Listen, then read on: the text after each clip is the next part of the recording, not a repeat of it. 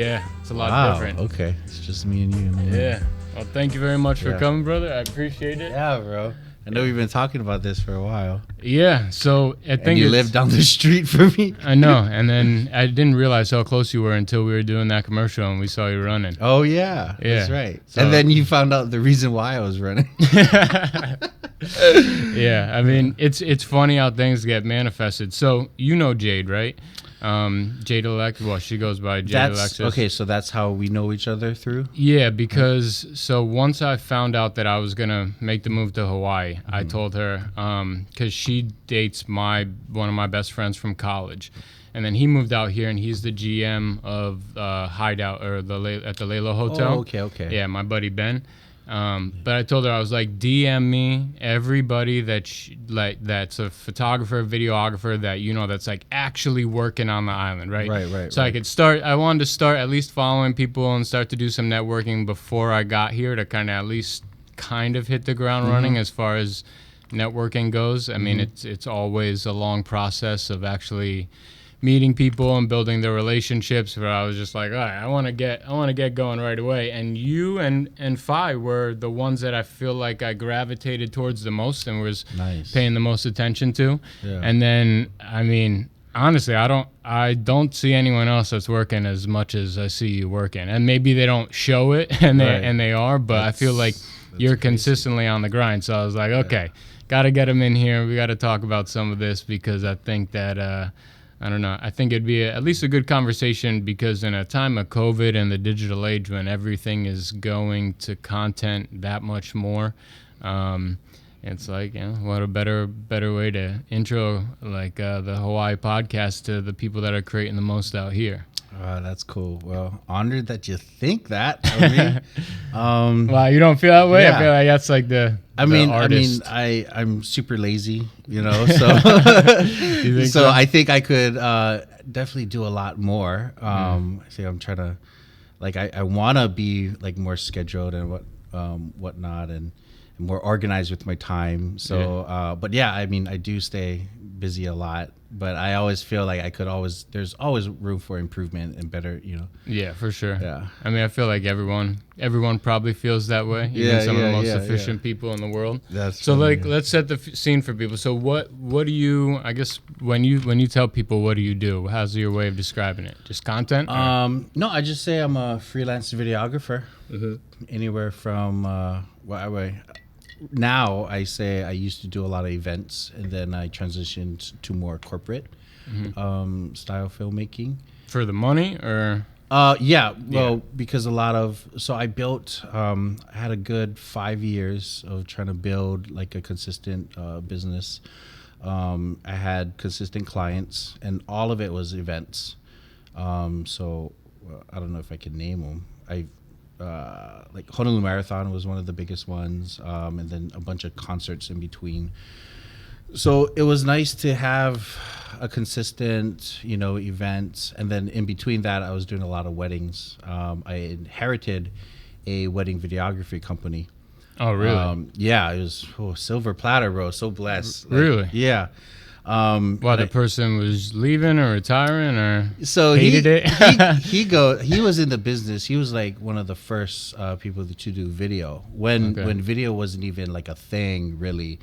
Everything was for weddings. It was pictures, and then he started the video game thing, and then it just exploded. So when he gave it to me, his company was already the preferred vendors for a lot of the big hotels. So I really just had to answer emails, because I think he was top 5 on Google if you search Hawaii wedding videographer. And then so if someone booked a wedding with the hotel, they would be like, we got a guy. Yeah. So a lot of the hotels, they would refer us business, and basically just answer emails and then book. I didn't have to do marketing or anything. It was just already handed to me. Nice. And then so that was going good. That was a really good income. I didn't realize how much money he was making, but he goes, he makes the same amount of money doing less work officiating weddings. So he's telling me what he's doing, right? Like his little like thing. Yeah. He's an actor too. So he's like, oh yeah, I'm going to do this. Officiate. I make the same. I don't have to have equipment. It's just a Bible and a script and blah, blah, blah. And then I'm like, wait, why don't I do that? I'm an actor too. I could marry people and he goes, no. You do video. Like you can still, you're still a young boy. You can, you have strength. You can still do video. So he's just the guy that's up front getting the two people married. Like that's what he's doing. Yep, that's what. And he's making more than the videographer because he can bump. So it's like minimum $300, right, for a 30-minute ceremony.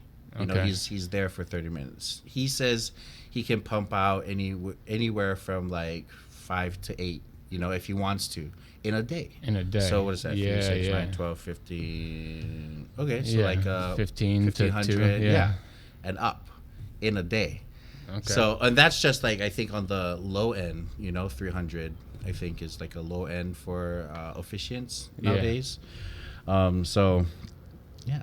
Damn. And do you enjoy doing weddings? Because I've heard some people. I hear a lot of people. It's like a love-hate. So I actually have a team that I go to that I only use for weddings. I also have a team that I only use for concerts and events.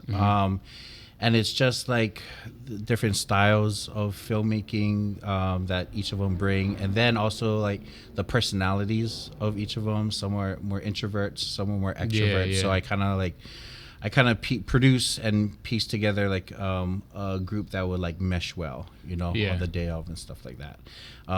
There's definitely people that are scared of weddings. And I get it. It's a one-time thing. And I think back in my mind, it's always like a paranoid. I think the most paranoid thing for me is like the audio.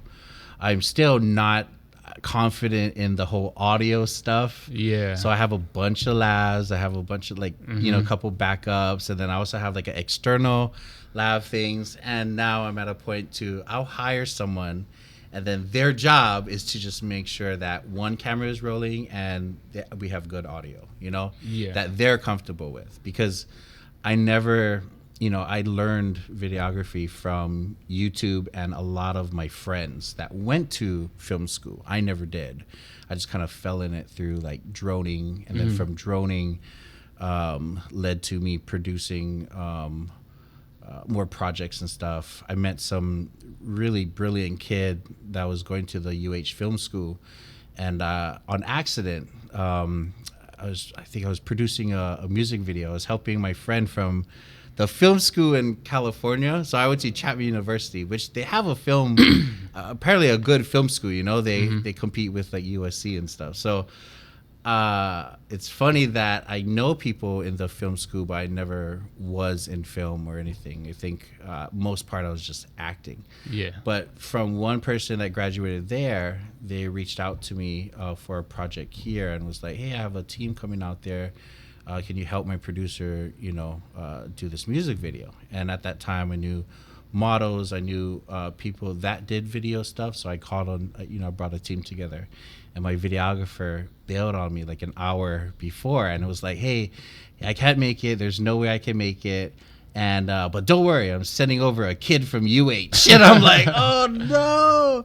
But I had no choice. But the kid came down, and he killed it. He was a really good DP. He had a really good eye, and he worked well with the director. And then after that, at the time I was doing like club promotions.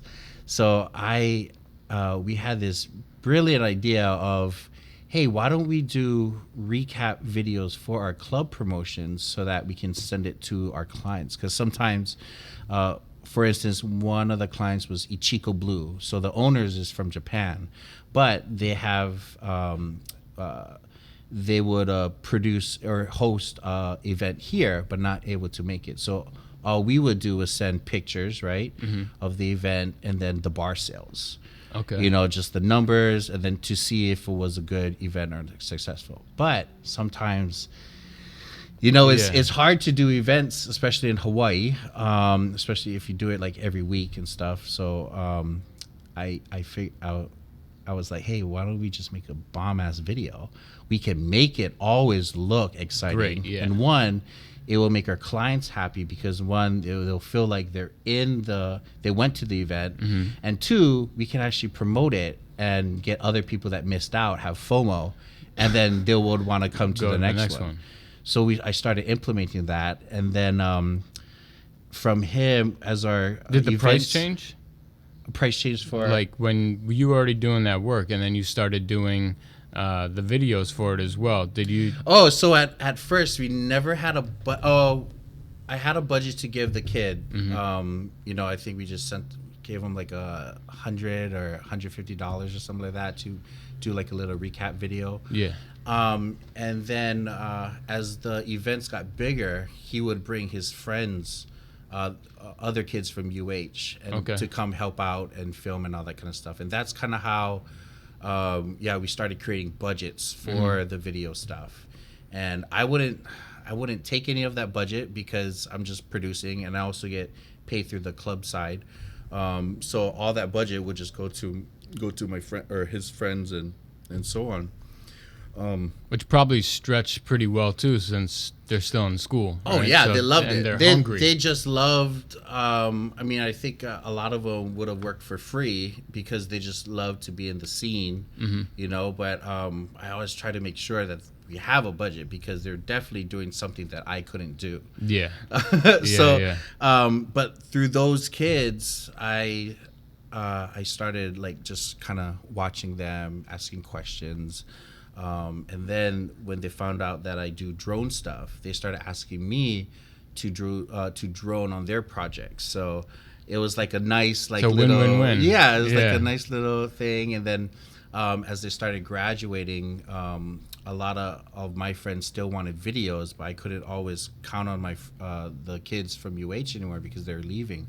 So I'm not sure when I started just kind of overall learning everything from editing and whatnot, but I definitely looked toward YouTube stuff for questions, and then just kept asking my friends that was around me. And thank God that these guys love to teach, you know, and they didn't mind me teaching them, especially if I'm like, I keep hiring them for, you know, work and stuff. So yeah, for sure. Yeah. So then I kind of know a little bit about everything. That's good. From pre-production to post-production.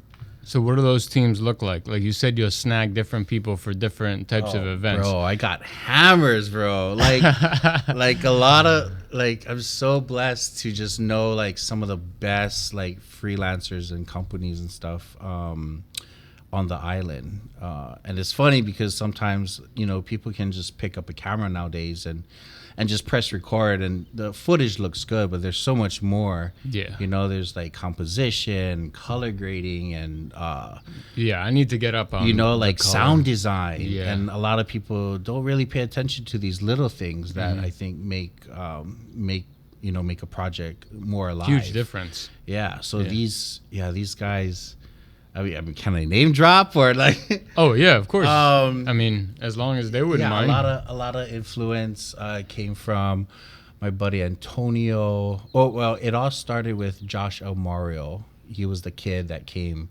and my friend Jordan bailed out. He was from MIT, but he was into video and also dancing. So I thought like. It was a music video for Chameleonaire. Remember Chameleonaire? Yeah. You see me rolling. Yo, so with that project, that was the first time I did anything like music video wise. And I thought I actually hyped it up to my model friends, like, hey, we're going to do this. And if you want to be in it, we're going to party with Chameleonaire. Like, it's going to happen. We have a mansion and everything like that. And no, he was totally straight edge. He doesn't do drugs. Really? He doesn't drink, and he just works. And it was a music video for a zombie island video game. Okay. And that he was in. So I don't even think if I think I saw it like randomly on like YouTube or something like that. Yeah. But yeah, so Jordan was the guy that kind of set the pace because he introduced me to Josh El Mario, and then from Josh El Mario opened up all these like really good filmmakers from UH. One of the companies is called Redefine Media. And then the other company is Visionize Media. And then there's like some gems like Pono Grace and his brother, Kili'i Grace. Those were basically like the three main groups that kind of helped me, come to fruition with all the video stuff. Okay. But yeah, if you meet them, so like they're when pretty you dope. so if you do a concert, how many people you got with you? Ooh, at the like in the perfect world, I roll with like 5 people. Okay. And I just let them go. And Yeah. just, and what's amazing with those people, I don't need to tell them what to do because they've been doing, concerts and events since the beginning. So they love it. I can trust that they're just going to give me money. Yeah, they want to do a good job. Yeah. And on my end, I make sure I run around with my 24 to 70, and I make sure that I have like a good base of footage to where if worse comes to worse, I don't get anything from them if their SD cards break or anything, or if I always plan it as, okay, if I'm gonna get stuck and it's my camera, the only camera to use, then I have enough, to cover. Yeah. But other than that, then I just let them do. Are you getting like does the concert venue give you like an output of like the music that's coming out so that you have that sound file in the background, or are you controlling the audio the whole time? No, I normally use my own audio stuff. Okay. I find like remixes of popular songs. I think okay, and then you overlay it. Yeah, what's good about Hawaii, and then also what I think used to separate me from a lot of people is the type of music I would edit to. It's like almost like real like future-based trap remixes of songs. And what's cool about Hawaii, and I found out that I can't really do what I do music-wise when I was doing concerts and events in California. I would do like, same-day edits and stuff for concerts. In California, the music, when you hear music that just came out, it literally just came out. So not a lot of producers have grabbed that soundbite and started remixing it. Yeah. When you're in Hawaii and I hear a song on the radio here, I can type in, blah, blah, blah, trap remix. And there's already a bunch? Yeah, there's a bunch.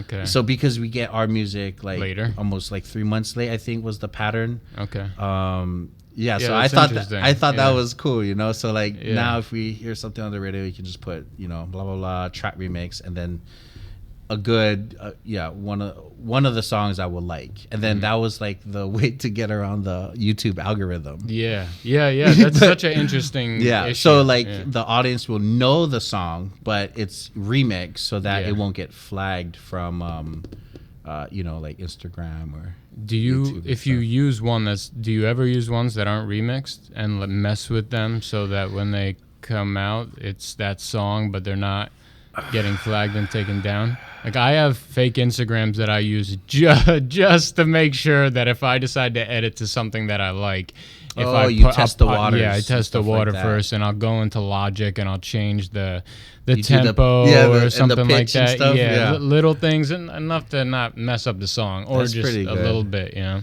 but no, I took the lazy route and just do trap remix and find the whole everything that's changed already. So that whole area is very interesting because like my brother, right, he could paint Bob Marley, but no one's taxing him for painting Alan Watts or Bob Marley or whoever he decides to paint. But a musician, if they want a sample, I mean, if that gets picked up, I mean, that could potentially be way more money than you're even going to make off the song, if you even made any money off the song. Like I feel like musicians kind of get the shit end of the stick in that regard. Right? Isn't that crazy? Yeah. Like it's a lot of the producers and the people you don't see makes like the most money and royalties and all that kind of stuff. For sure. And sometimes rightfully so. I mean, the directors and producers, the amount of work that I guess the directors and producers do get a lot of credit, but still it's the person rapping on the track or the artist that gets the... Do you think it's just like Like, why is that? They're just not educated in that realm because they're like an art. Because I know a lot of sometimes artists, like for me, I love the creative side, but I just hate the business side because I don't really I mean, I kind of understand it, and also struggling with my like laziness and lack of like structure that I don't. So I'm trying to think like, oh, maybe the artist is, just wants to focus on which the artistic side. Most artists are like not that really too, know about the business, but then to Yeah. them, a lot of money might be different to what an executive thinks a lot of money is. Yeah. So they think, oh yeah, that's a good deal because they never really made that much money before. Yeah. So I always wonder, well, like, why? Because I hear a lot of stories about like artists getting screwed over and whatnot. And Well, I think a lot of the time too is specifically for musicians, they get in, like there's not much more on the table aside from they have these 360 deals now. So is that, 360? basically, like if an artist signs to a label in the first place, let alone with the kind of music that they create, that the label takes a chunk of everything and is entitled to it for a while. And there's language in there too that's like, it's anything that you're on in this universe or the next, like they go the extra mile to like cover you in case you teleport to a different planet. When Space Force came about, they're like, I'm glad we put that in the clause. Just in case he's got a wormhole in his bedroom, we're gonna make sure we cover this too.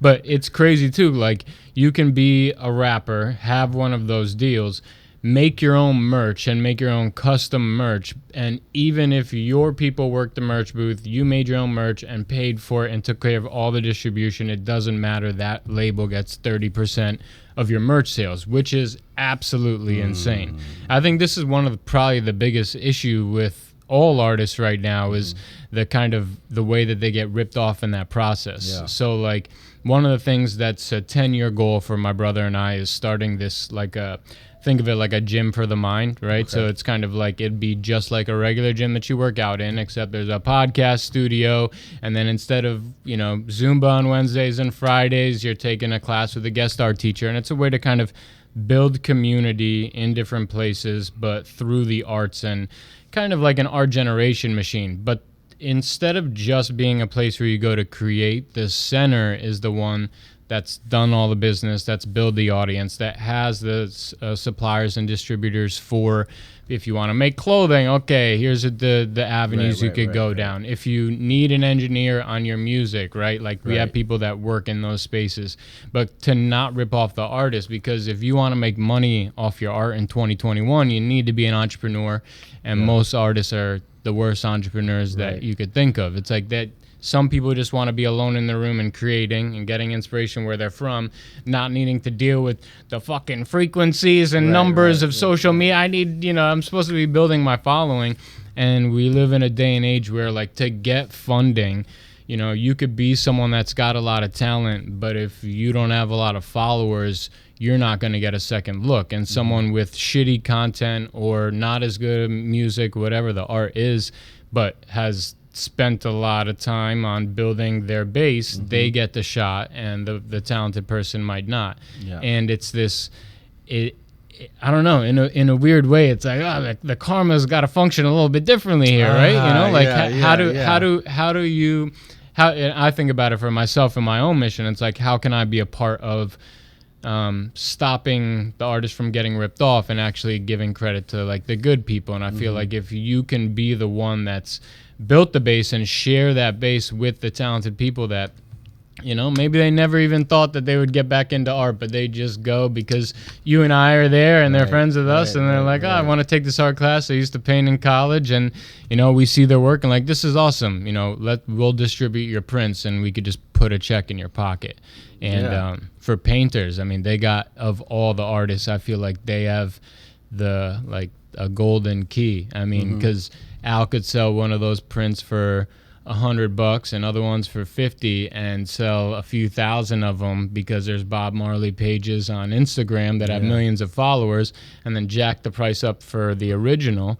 And it's like, okay, you're making $100 on a piece of paper that costs you $1.63. I mean, that's a pretty good profit margin as far as work goes. Yo, are you following the NTF stuff? A little bit. Or is it NFTs? NFT, yeah. I just know a very little bit, but I know a lot of artists is now trying to like tap into that because people are making bank off of. And I'd like to know a little bit more about the artists that don't have a name yet and how they could use it to their, because I feel like the people that are making a lot of money, the people that already have a following. Like you follow that guy Beetle Crap, I think his name is. No, I don't know. He makes the sickest 3D animated like After Effects stuff, like hilarious stuff, like a pregnant Donald Trump that's an android walking through the street, like crazy stuff. I see stuff like that. Yeah. He just sold like a booklet of NFTs for 69.8 million, something ridiculous. And in a lot of ways, I kind of feel like, is this just bragging rights for rich people to say, you know what I mean? Like, because, like what, I understand the concept, but I feel like to me the concept isn't worth money until we're all only living in VR like Ready Player One, and then you could say, yeah, I own this digital piece of art. It's like it could be something physical in a digital world. But up until then, like I get the concept. It's like you play Call of Duty, you pay money to get a new skin, right? So that to you is worth value to have that skin. But I don't see the value in something like that exists for money, where the money is just like what, at least the skin, it's like I'm playing this game and everyone else gets to see that I have this skin. If you own like the crying emoji and it's just like all you can really say is, like that I own that, but everyone can use it, and so it's still kind of confusing to me, but it seems like it's catching on. It might just be a flex for rich people. I feel like it's just a flex for rich people. I'm not sure, but I mean, in some ways, anyone could get in. Some of the NFTs I see going for money are just the most ridiculous. Yeah, I see some ridiculous stuff. Yeah, I don't know, but are you into crypto at all? Like the most. In the most minute way. Yeah. I think I just transferred some of my savings into crypto, and then, within a couple months, made a few $100 already. So it was way better than just leaving it in my savings. So, but I got a Bitcoin and. You have some Bitcoin? Ethereum. Yeah. I got the Litecoin, I have a fraction of a Bitcoin, and I think I have only like almost 2 Ethereums. Yeah. Well, I mean, I feel like especially over the course of the next couple years, it's a smart investment, because it's a scary thought of where this economy is going to be in a year from today. Because, unemployment for most people that they've extended the bills for, which I forget how many double-digit millions Americans are still on, is going to go away in September, right? Or unless they pass something else. But then you're just going to have a country filled with people that had occupations at jobs that don't really exist anymore and still haven't fully come back. Yeah. And then... we've kind of been filling the financial bubble since the last collapse. So it's like it's a nerve-wracking thing. But that being said, the value of the dollar is going down. Like I remember when the USD was worth more than the euro, and now it's not like that anymore. So it's like the value in Bitcoin is the money that's put into it, and there's a cap there, and so at least that they can't fluctuate like that.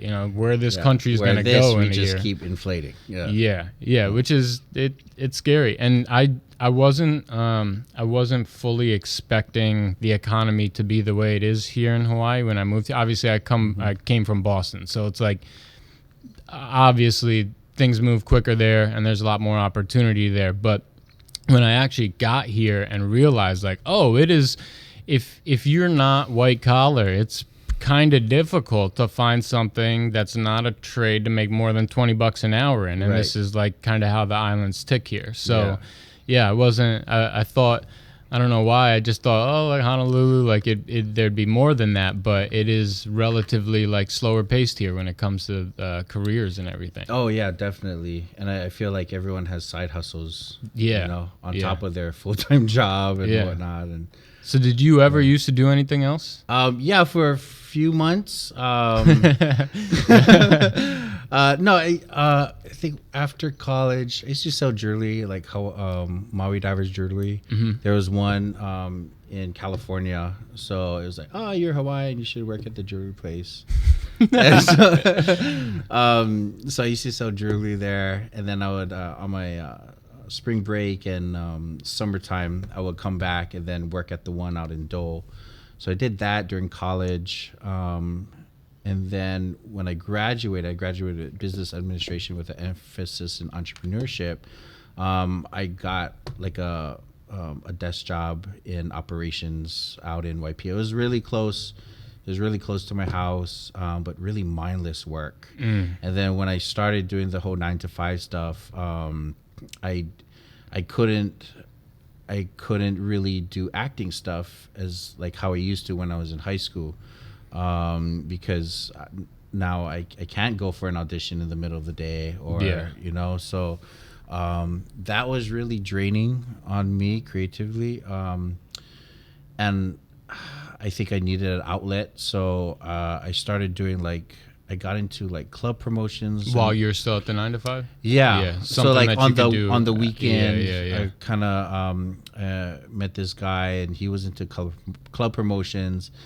And I think it just sparked his interest because I just came back from Hawaii, and I already knew a bunch of people, just from the networks of being at Kamehameha, graduated from this Hawaiian school, and then the church that I went to, it was like one of the biggest churches on Oahu, so I already knew a lot of people. So when I was out, he saw that I knew a lot of people, I had a lot of friends. So he was like, oh, do you want a job? You also don't drink. Oh, that's interesting.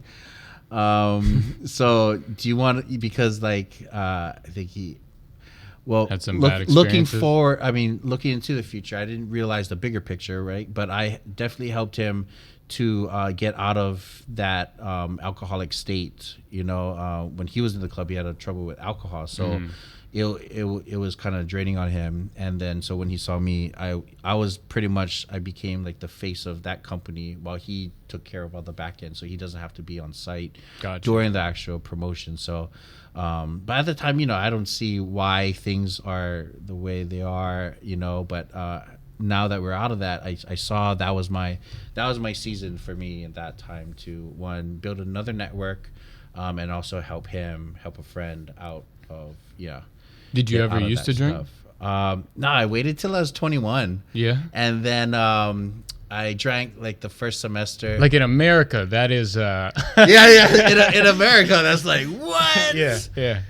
So yeah, I didn't do drugs or anything like that growing up. I was a pretty much clean kid. I'm normally fun anyway, so yeah, I didn't feel like, I just knew a lot of my friends drank to help them have fun, so I just never felt that I would want to spend money on that if I'm already felt content having fun already sober. So never really was a drinker. But 21, I think I waited. Everyone in college was waiting for me to turn 21 because I said I'll drink when I'm 21. Was it bad? Oh yeah, it was bad, bro. So I didn't know any drinks, so they would order me stuff that I would think oh, that tastes sweet. Sounds good. Yeah, that tastes good, but I think one of the worst ones is a beautiful shot. What's that? I don't know what's beautiful in it, but it messed me up good. I was in Vegas. I think right after I turned 21, I went to Vegas, and then I had my friend was like, "What do you want to drink?" I was like, "Oh, I don't know, just give me whatever." It's like, "Oh, okay, I'll take one beautiful shot." And I'm like, "Oh yeah, okay, that sounds nice," But yeah, I remember we was at some ghetto bar. We was at a ghetto club because we didn't have the proper dress shoes, accepted in Vegas. Yeah. Hawaii people at a club in Vegas trying to get in sneakers. Yeah. So I remember that thing hit me really fast, and it was just one shot, but I remember seeing midgets, and after the shot, midgets looked, or like real midgets in the room. No, there were actual midgets. Oh, okay. There. But I was like, Jesus Christ, what the fuck is in this thing? Like the ugly people looked beautiful, midgets looked a little taller. Like it was like meanwhile, yeah. you're just slumped. Yeah. Yeah, I was falling on chairs and stuff, but yeah, after that, yeah, I think my grades went down during that semester, so I kind of like, you know, scaled back and then just drank on rare occasions.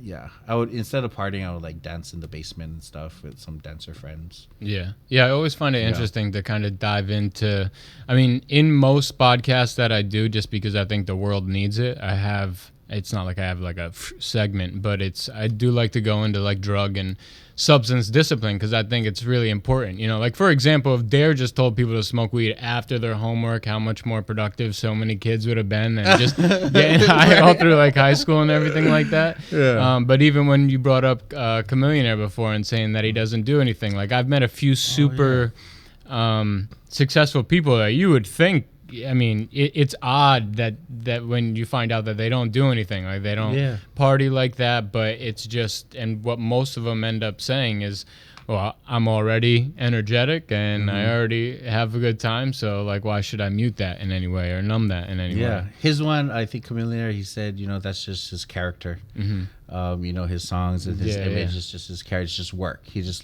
saw it as work, but you know, then he had his whole personal life, which was clean and straight edge, and I'm just sitting there going, so we're not partying? So you guys, no, I'm gonna leave right after this project. And it's like, so you're not gonna take a day or two to explore? He's like, no, got a next project, you know, doing that. I'm like, okay. Well, and that's cool. Being someone that works with so many other creative people, and especially having like teams, have you ever had issues with any of that? Obviously no name dropping here, but because it's a weird conversation when you might need to tell another creative, like, listen, you know, maybe you shouldn't be high at work. You know, so far, so good. I think because the people that I work with are so sharp on their stuff, I think they take they're mature enough to kind of know I never had to step in and kind of, you know, check someone yet. Yeah, that's good. And hopefully I don't really have to, but I know I have to prepare myself to do that, because sometimes I could just be passive, you know, about it. But, if it starts to fuck with my money, then I'm going to have to, you know. There it is. Yeah, I got to feel like, yo, bro, you can't. Yeah. I think one thing that happened, it's not drug related, but it was just a thing about morals. I brought this one kid onto a project, and he was also a freelancer, but I hired him as a second shooter.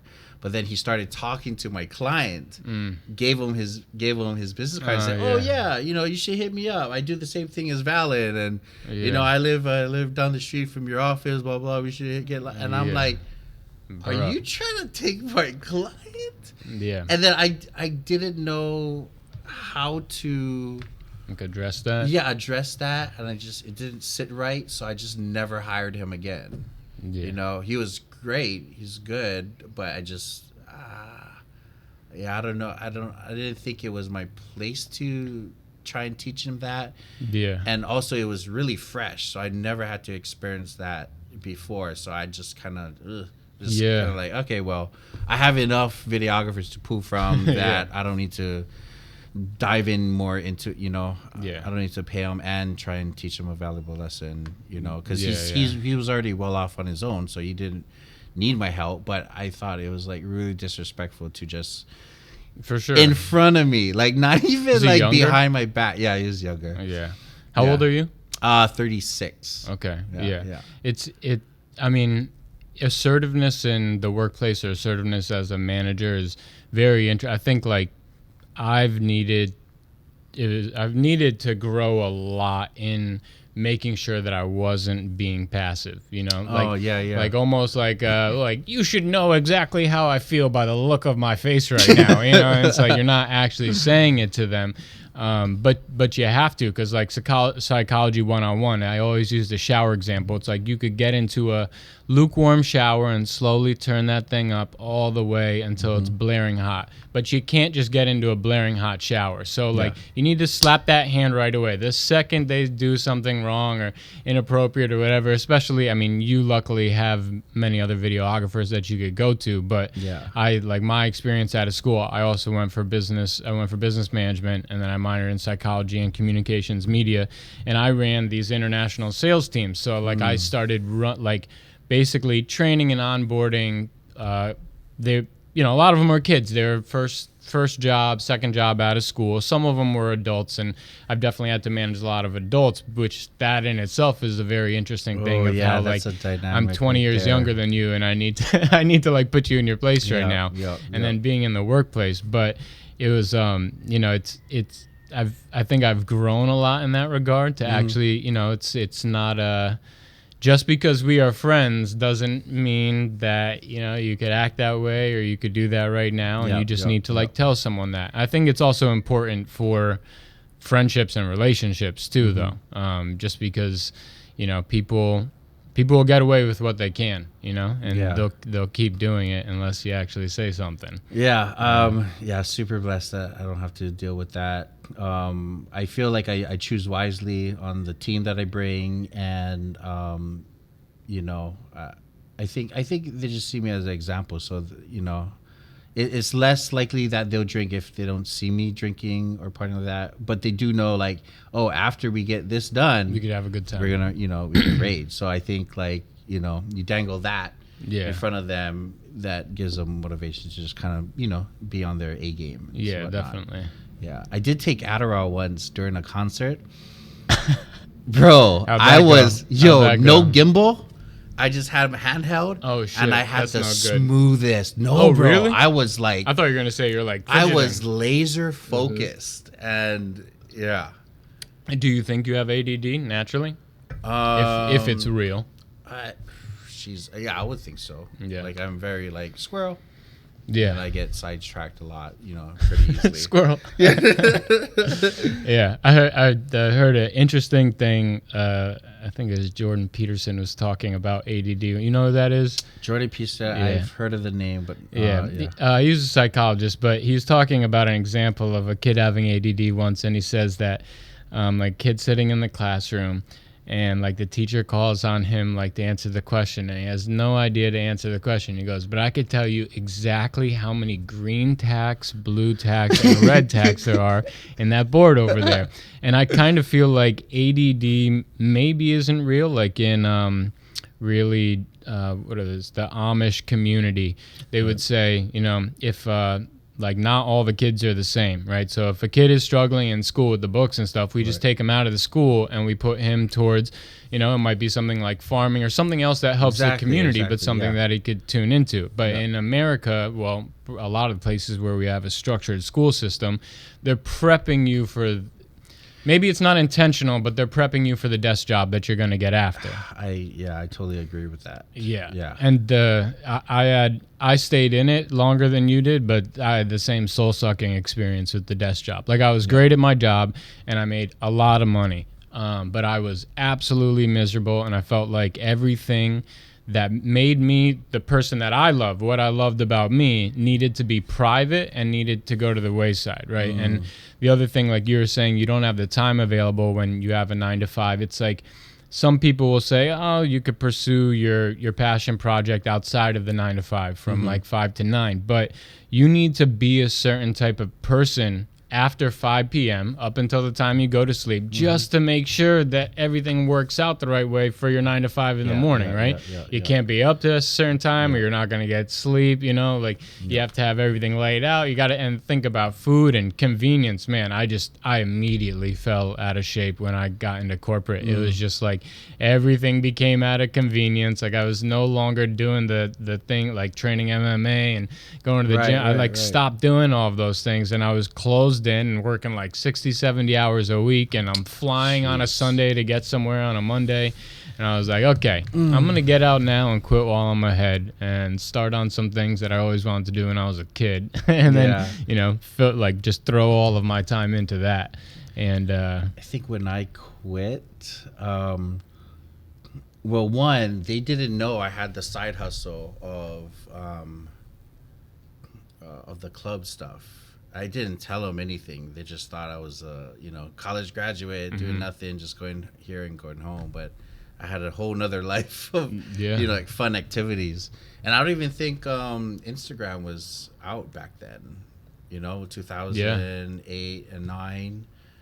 Yeah, I think if there was, it like wasn't like how it was, you know, now, you know, the type of stuff people put out.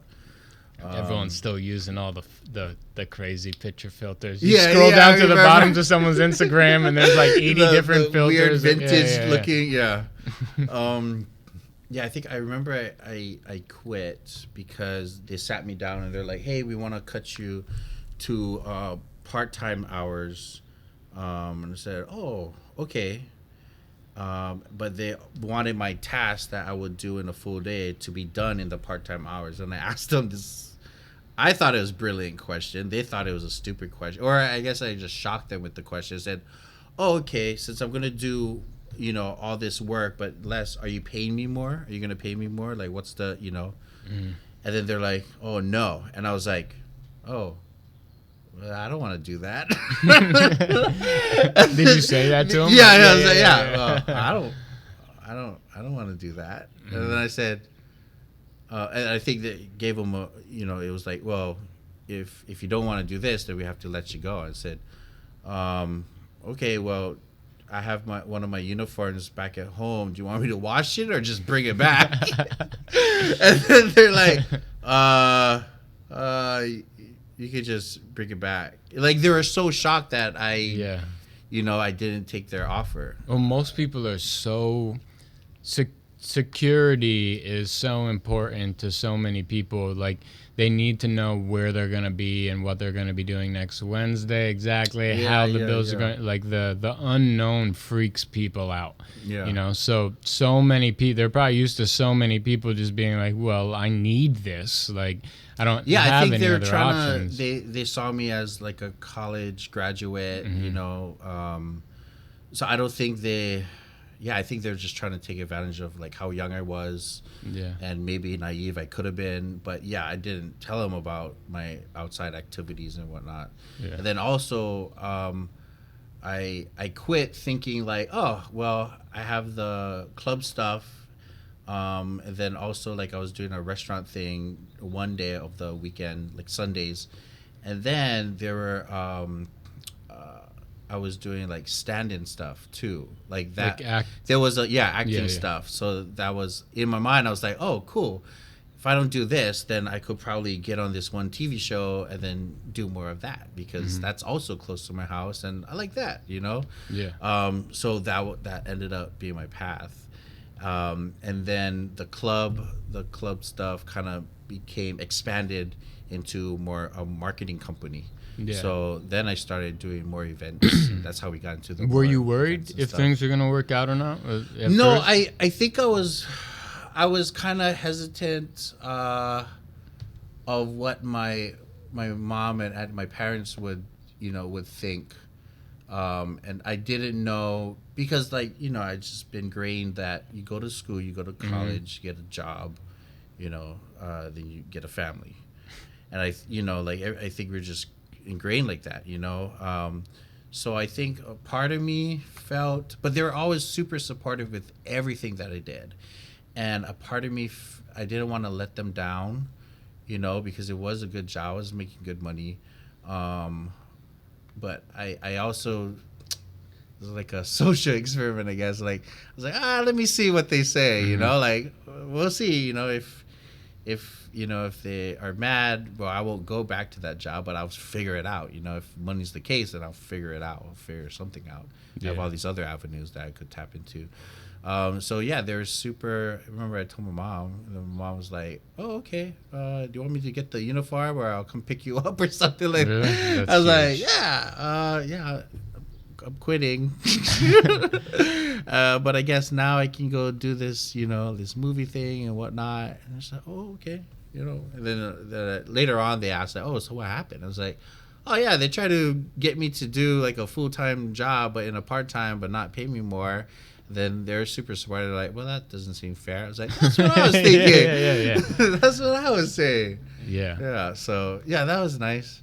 I think a lot of times it's just, I want to please my parents in the decision that I make. But also at the same time, I've been proven wrong about how they would react to different things.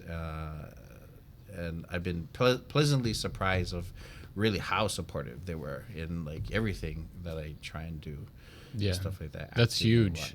Yeah, that is huge. I'm super. Because so many people have the complete opposite experience. Oh yeah, I mean, I feel like a lot of Hawaiians here grow up with their parents just verbally abusing them and also physically abusing them to where I feel like it's a core of why people snap.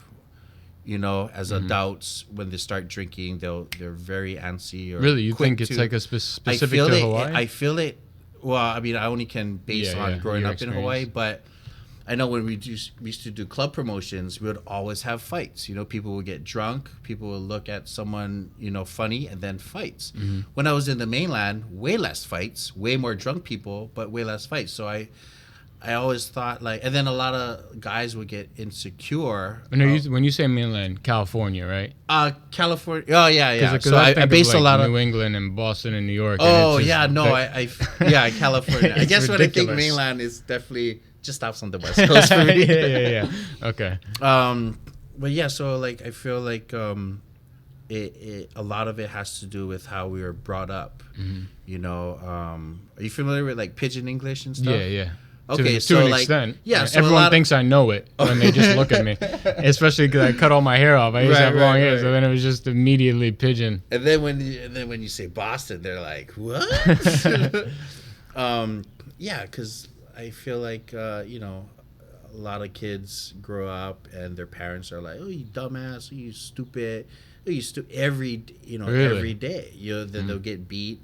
But just ingraining all those negative words in them, I feel affected them. Because some of my friends, they could be the most handsome. Some of my friends are good-looking guys, but then they're so insecure when their girl is around other guys and whatnot. And I feel I'm why are you so insecure? You're way more handsome than these guys. You're such a nice. You're better. You're more gentleman than these other people. Childhood shit. And I feel it has a lot to do with them growing up, but always being ingrained that they're stupid. They're dummy, or oh, you punk, oh, you rotten kid, all that kind of stuff. And I don't think parents really understand the power of those negative words, because to them, they probably got brought up the same way, Yeah. So, yeah.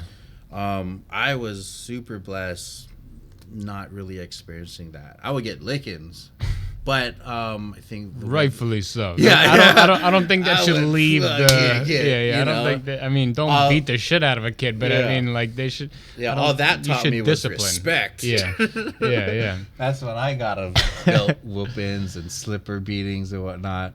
From both parents. Just my mom. Same here. Yeah. We'd be walking into a store, right? And we were at those ages where we were just crazy. And my mom would just, because she's so much taller than us at the time, would take the hair on the top of our heads and just pick us up onto our tippy toes on the way into the store. And she would just be like, no, you guys better behave. Of course, we were going to behave. Yeah. I'll stay right here. Yeah. I'll follow you wherever. Yeah. One thing I noticed right away, very quickly when I moved here, was how young people have children here. I felt like it was amazing how many young, early 20s and even younger than that had kids already. Yeah. Which I feel like as a stereotype for Filipinos here. Is it specifically Filipinos? Yes. Oh, okay. Specifically Filipinos. They got kids at 16 and stuff. Yeah, which is, I mean, 16, that's one thing, but even early 20s, you're still a kid. You know what I mean? Like your brain's not even done growing until you're in your late 20s, let alone how much life experience you have under your belt after the time. You know, you might be an adult when you get out of college, but you have no, I mean, not everyone, but for the most people, you don't have really any real world experience yet. Like you don't know what it's like to, you know, I guess balance a checkbook, be responsible, you know, buy your own groceries. Exactly. Yeah, it's like one of the biggest lessons you learn is I better eat these fucking bananas after I buy them because they go bad pretty quickly. You know, I don't want to be wasting money. But yeah, that's right. There's a lot of people who get kids young. Yeah, I don't know. I think it's just, I don't know. If you're that young, it's so hard to, you know, raise a good family right.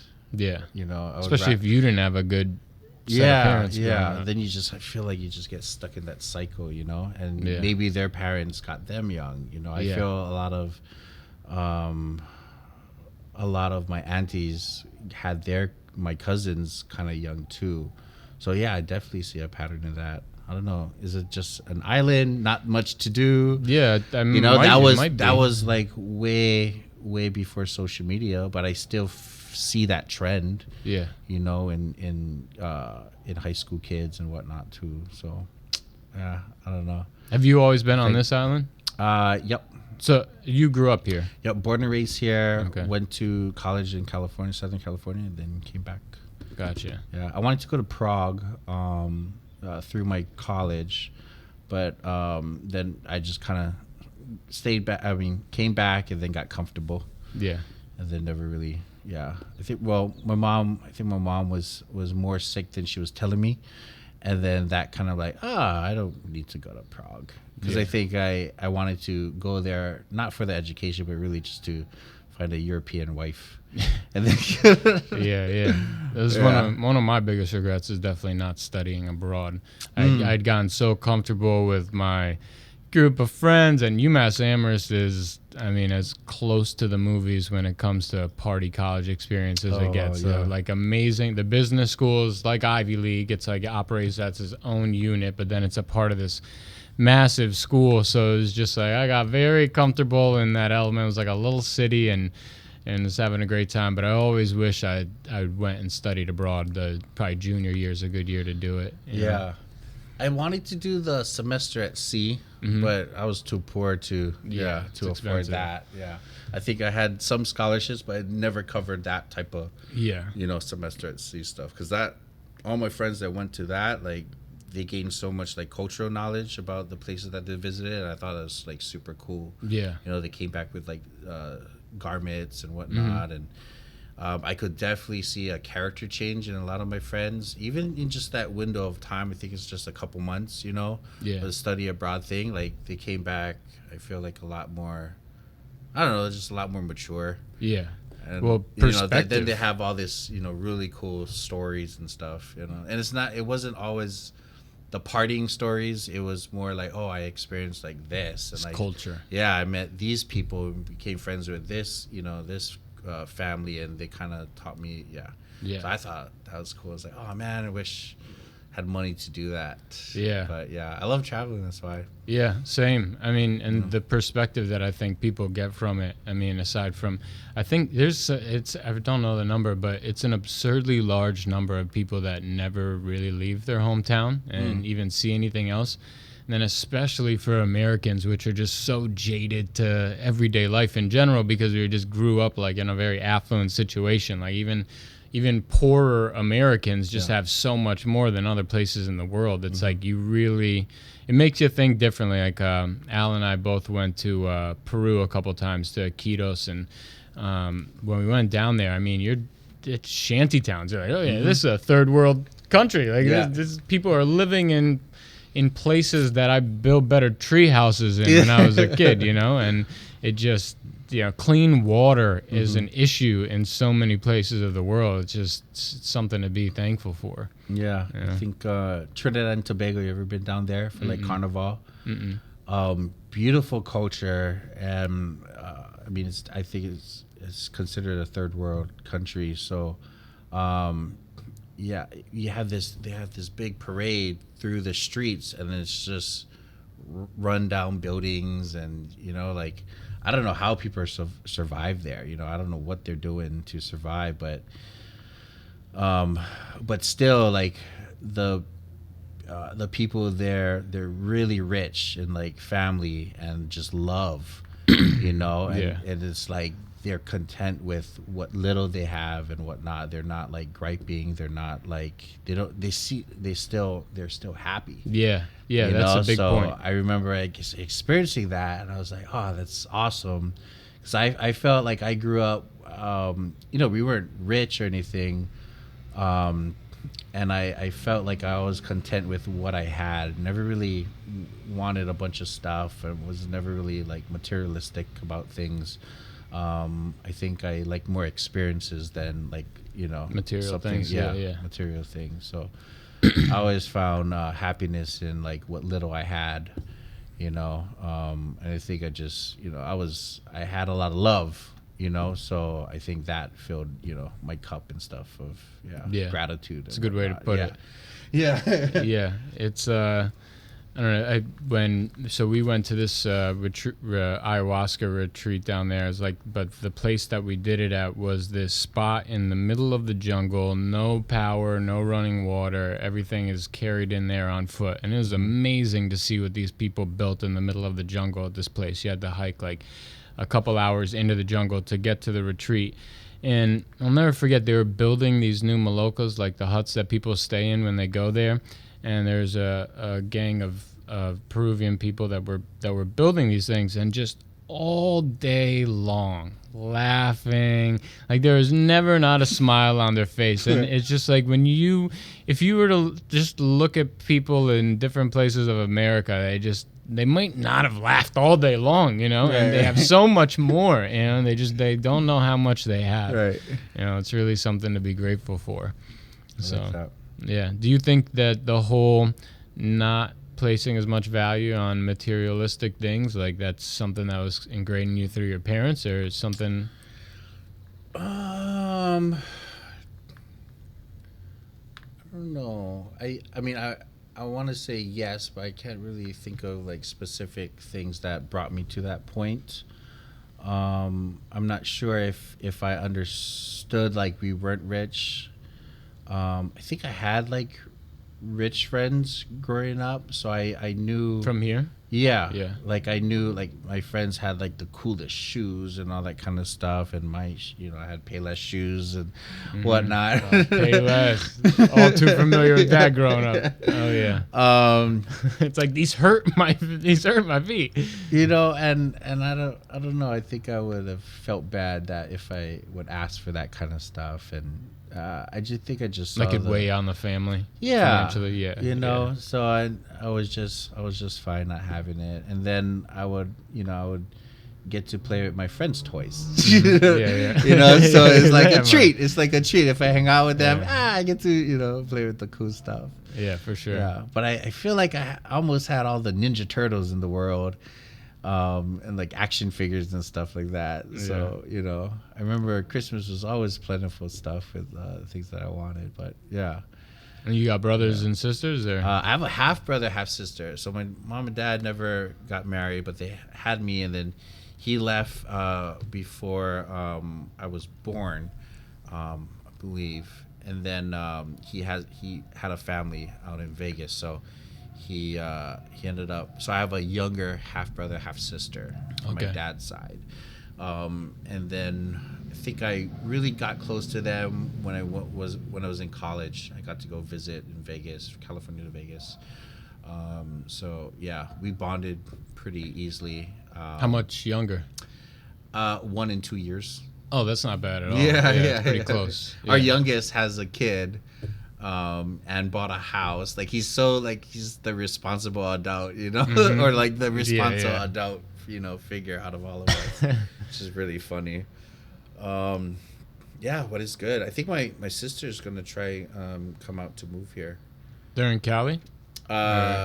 Somewhere else, or? No, moved to Hawaii from Vegas. Oh, from Vegas. Okay. Yeah. They both live in Vegas, and then I brought my sister out for her birthday during like COVID season, and she just fell in love with it, And I didn't know she was like a pothead, So she loved that there was access to weed all over the place. So, which is funny because Vegas, you don't even need a card. You could just go to a store and buy weed. Yeah. So she has all that. But everyone this place is just ripe for growing the right kind of weed. So yeah. Do you smoke or no? Yeah, I started smoking in 2019. Okay. I think on New Year's Eve. It was when I made this decision. It was to cope with I had lower back problems, so I started working a lot, and then the gimbals, it was just wearing on my lower back. So someone that, and I was depressed. I was going through a divorce and stuff. So shit. Yeah. So someone just oh bro, you should smoke this. It'll cure your depression and also make your back pain. So it definitely helped. But I just smoke socially. I don't really smoke every day or anything. I think I haven't paid for weed yet. Damn, there you go. Because a lot of people, when they find out that I do smoke weed, they're like, "Oh, I want to smoke with you." And then they'll come over and they'll just leave presents, little nuggets and stuff. So it's funny. I had a jar of a bunch of leftover weed, but when my sister came, immediately that was all gone. I was like, "Oh yeah, you can have some of this." It's good. Then did it help with the pain and depression? Well, at that time I was doing a lot more other work just mentally to help with the depression, but I always feel I'm always in a good mood when I smoke weed and stuff. And it's crazy I don't know if I wish I kind of started smoking weed before. Because when I was in California, all my friends smoked weed, and a lot of my dancer friends, before they would session, would smoke weed and then dance. And I didn't realize it's it opens your creativity. Like a flow state. Gate. So I kind of wish, as an experiment, I tried that in college to see if I danced any differently. I did smoke once out of a dare in college, and I do remember I kept dancing, and my friend had to pick me up to move me on the side because the song was running out, and he wanted to get in and dance. Are you familiar with dancers and stuff? I mean, somewhat. Yeah. Oh, okay. I'm not sure what. Oh, actually, no, I can't talk about that because he ended up becoming famous. Oh, okay. So we have one of my friends from Chapman ended up becoming super famous as a dancer and actor. And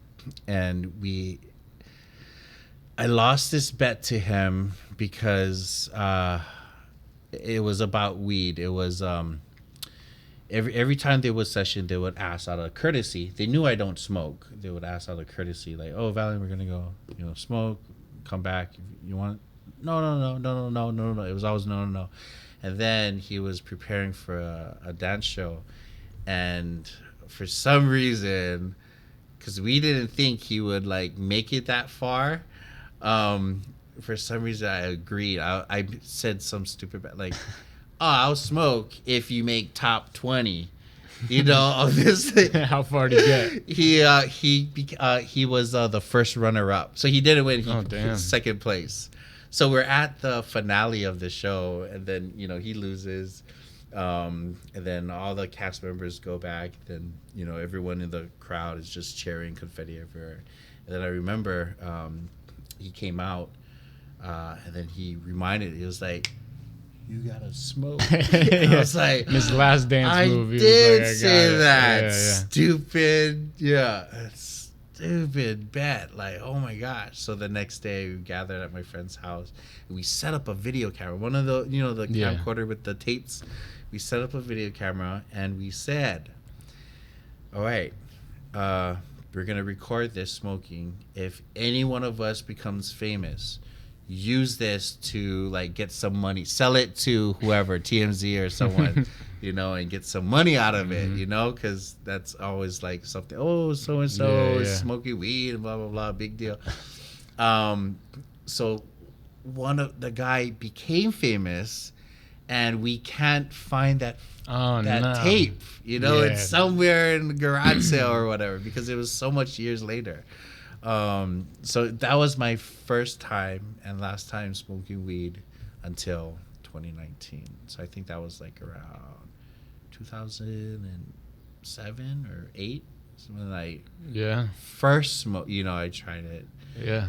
It was fun. I remember I was just really happy, and I remember we had cheese pizza from Pizza Hut, and I thought it was the best cheese pizza ever. Yeah, your taste buds change. Yeah, your ears and change. I remember every time someone would come in the door, I would be like, "Yo, what's up? Yo, you gotta try this cheese pizza. It's so good." Yeah, you had like the Ninja Turtle action figure with you. Right. It might actually, it doesn't sound like you would ever have an issue with any of those things, but it almost might be better that you started later. I feel like some people start young and then they don't really know who they are without it, you know? They become everyday smokers, you know? Right. And then, I have friends that smoke every day, and I just that's crazy to me. Yeah. I mean, I love weed, but I host Sober October, and like I remember, and then I'm doing a sober month this month. Although when I set it up, I was just like, you know, I just want to like cleanse myself, take a break with it, get up, you know, nice and early, go back to training a few different things, and but then I was like, oh shit, it's 420 this month. I guess. That's right. I'll indulge in the holiday, you know. I'm not gonna not get people Christmas gifts on Christmas, so. So you're gonna smoke on 420? Yeah, we'll have a good time on 420. Cool. Yeah, probably set up the cameras and. Where at? Probably just here, cook a big dinner, and then I want to start doing like a show as well, and something that's a less long format, but just having people stop by, and it's more just kind of like bullshit comedy stuff, because that's one thing. I mean, weed immediate. So like I could freestyle, I do hip hop, but I mean, give me a little bit of weed and it won't stop, you know. It's like the flow state just immediately comes out. Same thing and with like writing comedy. It's just like if I have the right people around me, people that I enjoy making laugh, then Jesus Christ, I've been writing comedy my whole life, but put some of those people around me and it's just like, okay, cold, right? It just you know, we got to turn on the mic and then develop this later on. I'm excited for COVID to chill out, so that I guess there's not really a big stand-up comedy scene here, but there's some, but it's not big. I'd like to get that going. I kind of feel like even though there's not a big scene for it here, the Hawaiians that I met, they don't seem bothered by fucked up jokes, you know, things that, you know, some we love it. Other liberal communities might be like, I can't believe you said that. And I think it's because, you know, we grew up, Hawaii is a melting pot of cultures, so we weren't really, we just kind of knew how to joke around and whatnot and not be salty balls. That's what we call it. Don't be salty balls. If you are habut, like, you know, we'll be teased like, oh, crybaby, that kind of stuff, you know. So no, we're pretty funny. What before you said you were doing a few other things to help with the depression. I'm always like, I've gone through the ringer with that kind of stuff as well, so I'm always interested in when people get through a hump like that. Like, what were the other things you were doing to work on the mental aspect of it all? Exercise. And while I was exercising, I was listening to a variety of like podcasts. I can't tell you what. I don't remember, but keeping your mind full. Like it was like a constant effort that every day, you know, I would try and go for a walk and then listen to podcasts. And then I made sure that the people that was around me or talking to me at that time were like people of influence, positivity, and like I love their aspect of, or their outlook of life. So I just made sure that I surrounded my people or surrounded by solid people. And a lot of exercise, a lot of just self-reflection, and really just being honest with myself, of like who I am, you know, as an individual instead of as a, you know, I think I was together with the girl for like 8 years. So, you know, my identity was like almost meshed with her, you know, and then I had to kind of just reevaluate my moral compass, and really figure out who I am as an individual, because it was a while since I was just myself. Yeah. You know, and I think I was always in like long relationships, like couple years here and there. But I remember there was a lot of in between time where I was single. So yeah, I think 8 years was definitely my longest relationship. Plus, like what, late 20s, early 30s, or yeah. Late 20s, early 30s. Yeah.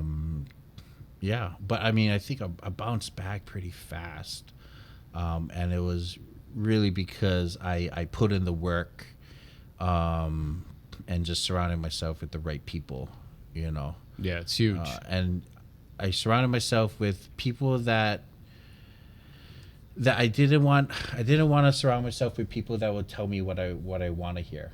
Mm-hmm. You know, Yeah. and I surrounded myself with people that I trusted, that had the best interest for me, and I knew their advice it could be harsh, but I knew it was like right, or it would, you know, put me back on track. The truth. With my Because a lot of times, I find you can seek people to just, you know, that will give you the answers that would justify what you think is right, but it might not be, you know. So being open and vulnerable to that space is like, it was a good growing pain. Yeah. But yeah, I have like solid people in my life that I can count on and stuff. Yeah, I mean, it sounds like even if you weren't trying to get over something, it's kind of a good way to just live. Yeah, for sure. It's funny when we do Sober October. It's so many. I mean, there's a challenge. There's a bunch of other things involved in it, from meditating every day to actually like making sure you have a certain amount of time outside with family and friends. But when you really look at all the categories, it's kind of like, okay, this is kind of how, maybe with the exception of you could drink and smoke or whatever else once in a while, but this is kind of how your life should be. Yeah. And I think a lot of the feedback that came from that was like, you know, you'd have people say, oh, I already do all of this, and then they did it, and they realized that they just really weren't doing that at all. Right. Yeah, and that was the other thing with a lot of the people that did it with desk jobs. It's like the level of soul sucking that they were experiencing was kind of keeping them from doing some of these things, you know. Suddenly it was like too much to go home to spend time with mom and dad, or you know, it's draining to, you know, have energy, you know, for your family after a 9 to 5. It's definitely which is funny too, because like you're just sitting down all day. Yeah, exactly. But it's like, it's mind work, you know. And I think one of the most defeating things about a lot of the computer related jobs is like, you know, at least manual labor jobs, you put one brick down, you put another one, and at the end of the week you see the wall that you made, you know. That's fulfilling, you know. You get to see that. But a lot of the desk jobs and stuff where your head's in a computer, it's just the task list just keeps going. Just never ending. Yeah, it's never ending. Not to mention, you know, if you're a server or you do manual labor or blue collar positions, it's kind of like you show up and you do a good job at work that day. And when you leave, you don't really, unless there is some drama, you don't really need to take work home with you. But the 9 to 5 computer related type of jobs, it's like people have a very hard time shutting their computer and being completely done, and they take that shit home with them, because you're not being paid just for today. You're on salary, and you're being paid for tomorrow, and as an investment to this company and how it's going to go moving forward. And a lot of times I could seem kind of negative when it comes to the night, because I had just bad experiences with it all around. It just wasn't for me. But that is, if all the subjects I touch on in the podcast, I get a lot of feedback from people that are just like, I hate the situation that I'm in right now.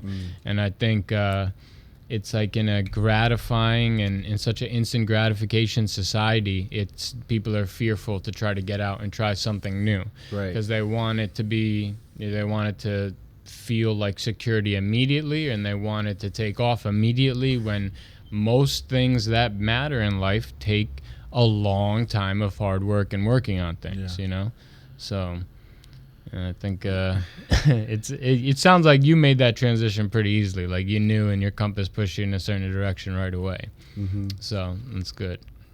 Now it's a lot of hard work to like have a family and also have the whole work, and you have to balance out your energy, make sure you have energy enough for your family time and whatnot. I think a lot of people forget about that or don't really plan their energy or prepare their energy for that type of lifestyle, and they just get caught up with work. But what's crazy is they're working for the family. Yeah. But they neglect the family side, because of work and that whole like, oh no, I need to do a good job, I need to do this, or and it's a lot of people have a hard time putting the 9 to 5. Yeah. I mean, sometimes I could see myself just editing all day, all night, and then neglecting other responsibilities, So even in your freelance life, you should always try and like find some balance, Yeah. I always need someone to text me or like say, hey, let's go, stop, let's do like take a break, And I'm always like, okay, yeah, I should take a break. Yeah, for sure. And sometimes when you're working on a project like that, it took me a while to get to a point where I could be okay with like, okay, I want to put in this much time today, but then I'm going to stop because I also need to go to the gym and meditate and spend some time with family and friends and do whatever else. But you can start to ignore things pretty quickly and just get very, very tunnel vision with the way that it goes. But freelance, to me, I feel like freelance entrepreneurial work is the way to go. I saw a meme that had Elon Musk in it, and it said that he's like, I'm not an entrepreneur because I want to be my own boss. He's like, I'm an entrepreneur because I could take any day off that I want and go hang out with both of my sons. And I was like, fuck yeah, Elon, there you go. Yeah. That's huge. Yeah, that's me. And if I got to go see my mom, I'm always like, yeah, I have the freedom to do that. Yeah. At the drop of a dime, I can, make time for my mom and my family and stuff like that. So, yeah, that's always good. But it's good to have structure. I want that more. We were just talking about, like, hey, we should try and, like, get into a routine, like, every day, like, work out or work and have, like, some, space for work and then for also, like, leisure time and all that kind of stuff. So, yeah, definitely. It's good having, someone there to kind of keep me accountable and stuff like that. I especially need it because I'm an only child, so I just like I just do what I like. I feel tired right now, or that's huge. And having the right people, I mean, that's kind of how that Sober October challenge started, because I would notice, like, for me, not a lot of people like to go to the gym to work out, but for me, the simple fact that there are other people there that potentially might look my way. Like, all right, I got to do a good job while I'm working out. And when I would manage teams of people, and now I have interns helping me with all of this, and it's like the simple fact that they're showing up and I need to be set in order for them to do a good job, to know what kind of work I got to delegate to them. It keeps me accountable to doing a good job too. But I feel like, I don't know, are you into zodiac stuff at all? Oh, I love that stuff. What are you? I'm Aquarius. Yeah, Aquarius, okay. Aquarius, we're the best people, bro. Yeah, I like Aquarius. I like Aquarius a lot. Aquarius can get it, so I like that. My kryptonite is Geminis. Oh, yeah? Yeah. What's funny is I could be really good friends with them, but I shouldn't be in a relationship with them. That's what I learned. So you know it. Okay. That's what I learned. Yeah. I don't know much about Geminis, but the few that I've had close relationships with, I mean, what is it? The two different faces is the thing for the Gemini. Like they. Oh, I don't know the symbol. Yeah. Oh yeah. No, I know what you mean. Yeah, but I did definitely realize, like, oh shit, like I know this person very well, but I would see things that they didn't want me to see, and it was like a whole different person. Yeah. Oh yeah. And it blew my mind. Yeah. That explains my ex-wife. Like someone they'll tell me like, oh, I'm not an artsy person. I hate this kind of stuff or whatever, and then I'll randomly find like a poetry fucking notebook that is hidden somewhere. Like it's just like a different person who's operating there.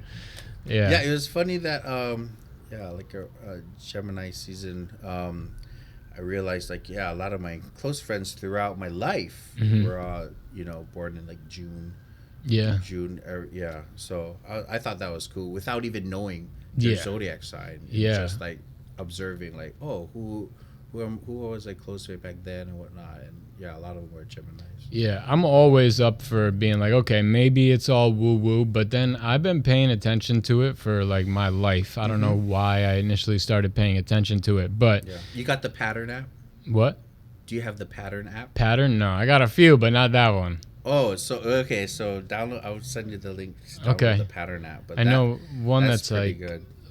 Something Star, and then another one that's just like the daily horoscope app, right. whatever. And then, reading your own natal or birth chart is very interesting. It is extremely interesting.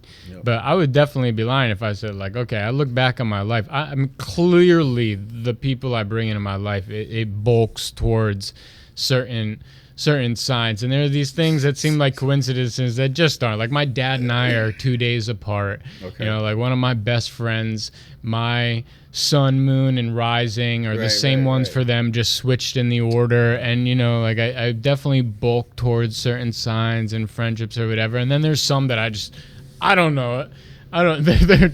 It's like, are they out there? Because I'm not running into them, you know. It's just, you know, but I definitely do believe it. And I just kind of believe if the Egyptians were paying attention to it, then there's something to it. There's got to be something to it. Yeah, the Pattern app, like, it definitely it challenges my stubbornness, you know, because it'll tell you like some stuff, and I'm like, one, how do you know? And don't tell me about my flaw. So if you're ready for that, I think that one you have to know like the time of your birth date. And the city, and so it gets your birth chart.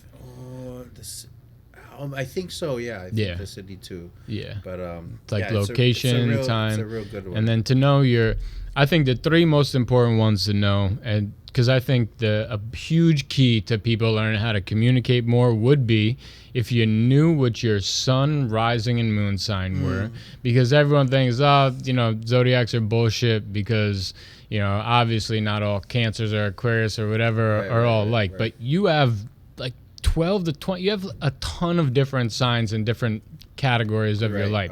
But I think that the moon and the rising and the sun are the three most important to know, because your rising is how it's like the way they describe it is your mask to the world. So what everyone thinks you are before they really know you. Right. You know? So, and then, but your rising can be determined by minutes from when you were born. So you need to, like the time the doctor said I was born, and a couple minutes later when my dad says I was born changes my rising sign.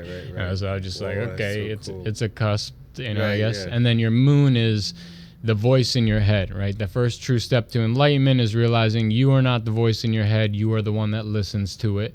And that voice has a sign, you know? So like how does that voice think differently than how like you actually think, you know? I think it's good to know what those three are. And I think paying attention to those and personality traits. And do you know, like if you're a INFJ or you're definitely extroverted, you know? I'm a ENFP. I wrote it down somewhere. Like those things for career placement and relationships can just be so helpful.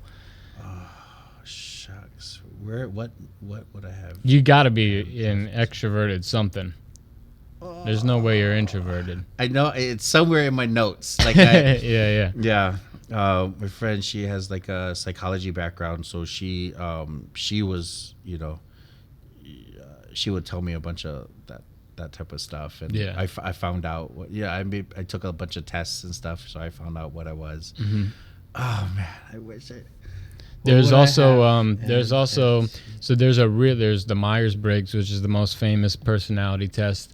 But then you could go to this thing, it's called 16personalities.com, and within 10 minutes take an abbreviated version of the test that's pretty accurate. Pretty close. Pretty accurate, yeah. Yeah, but the first one, that's the one I took and stuff.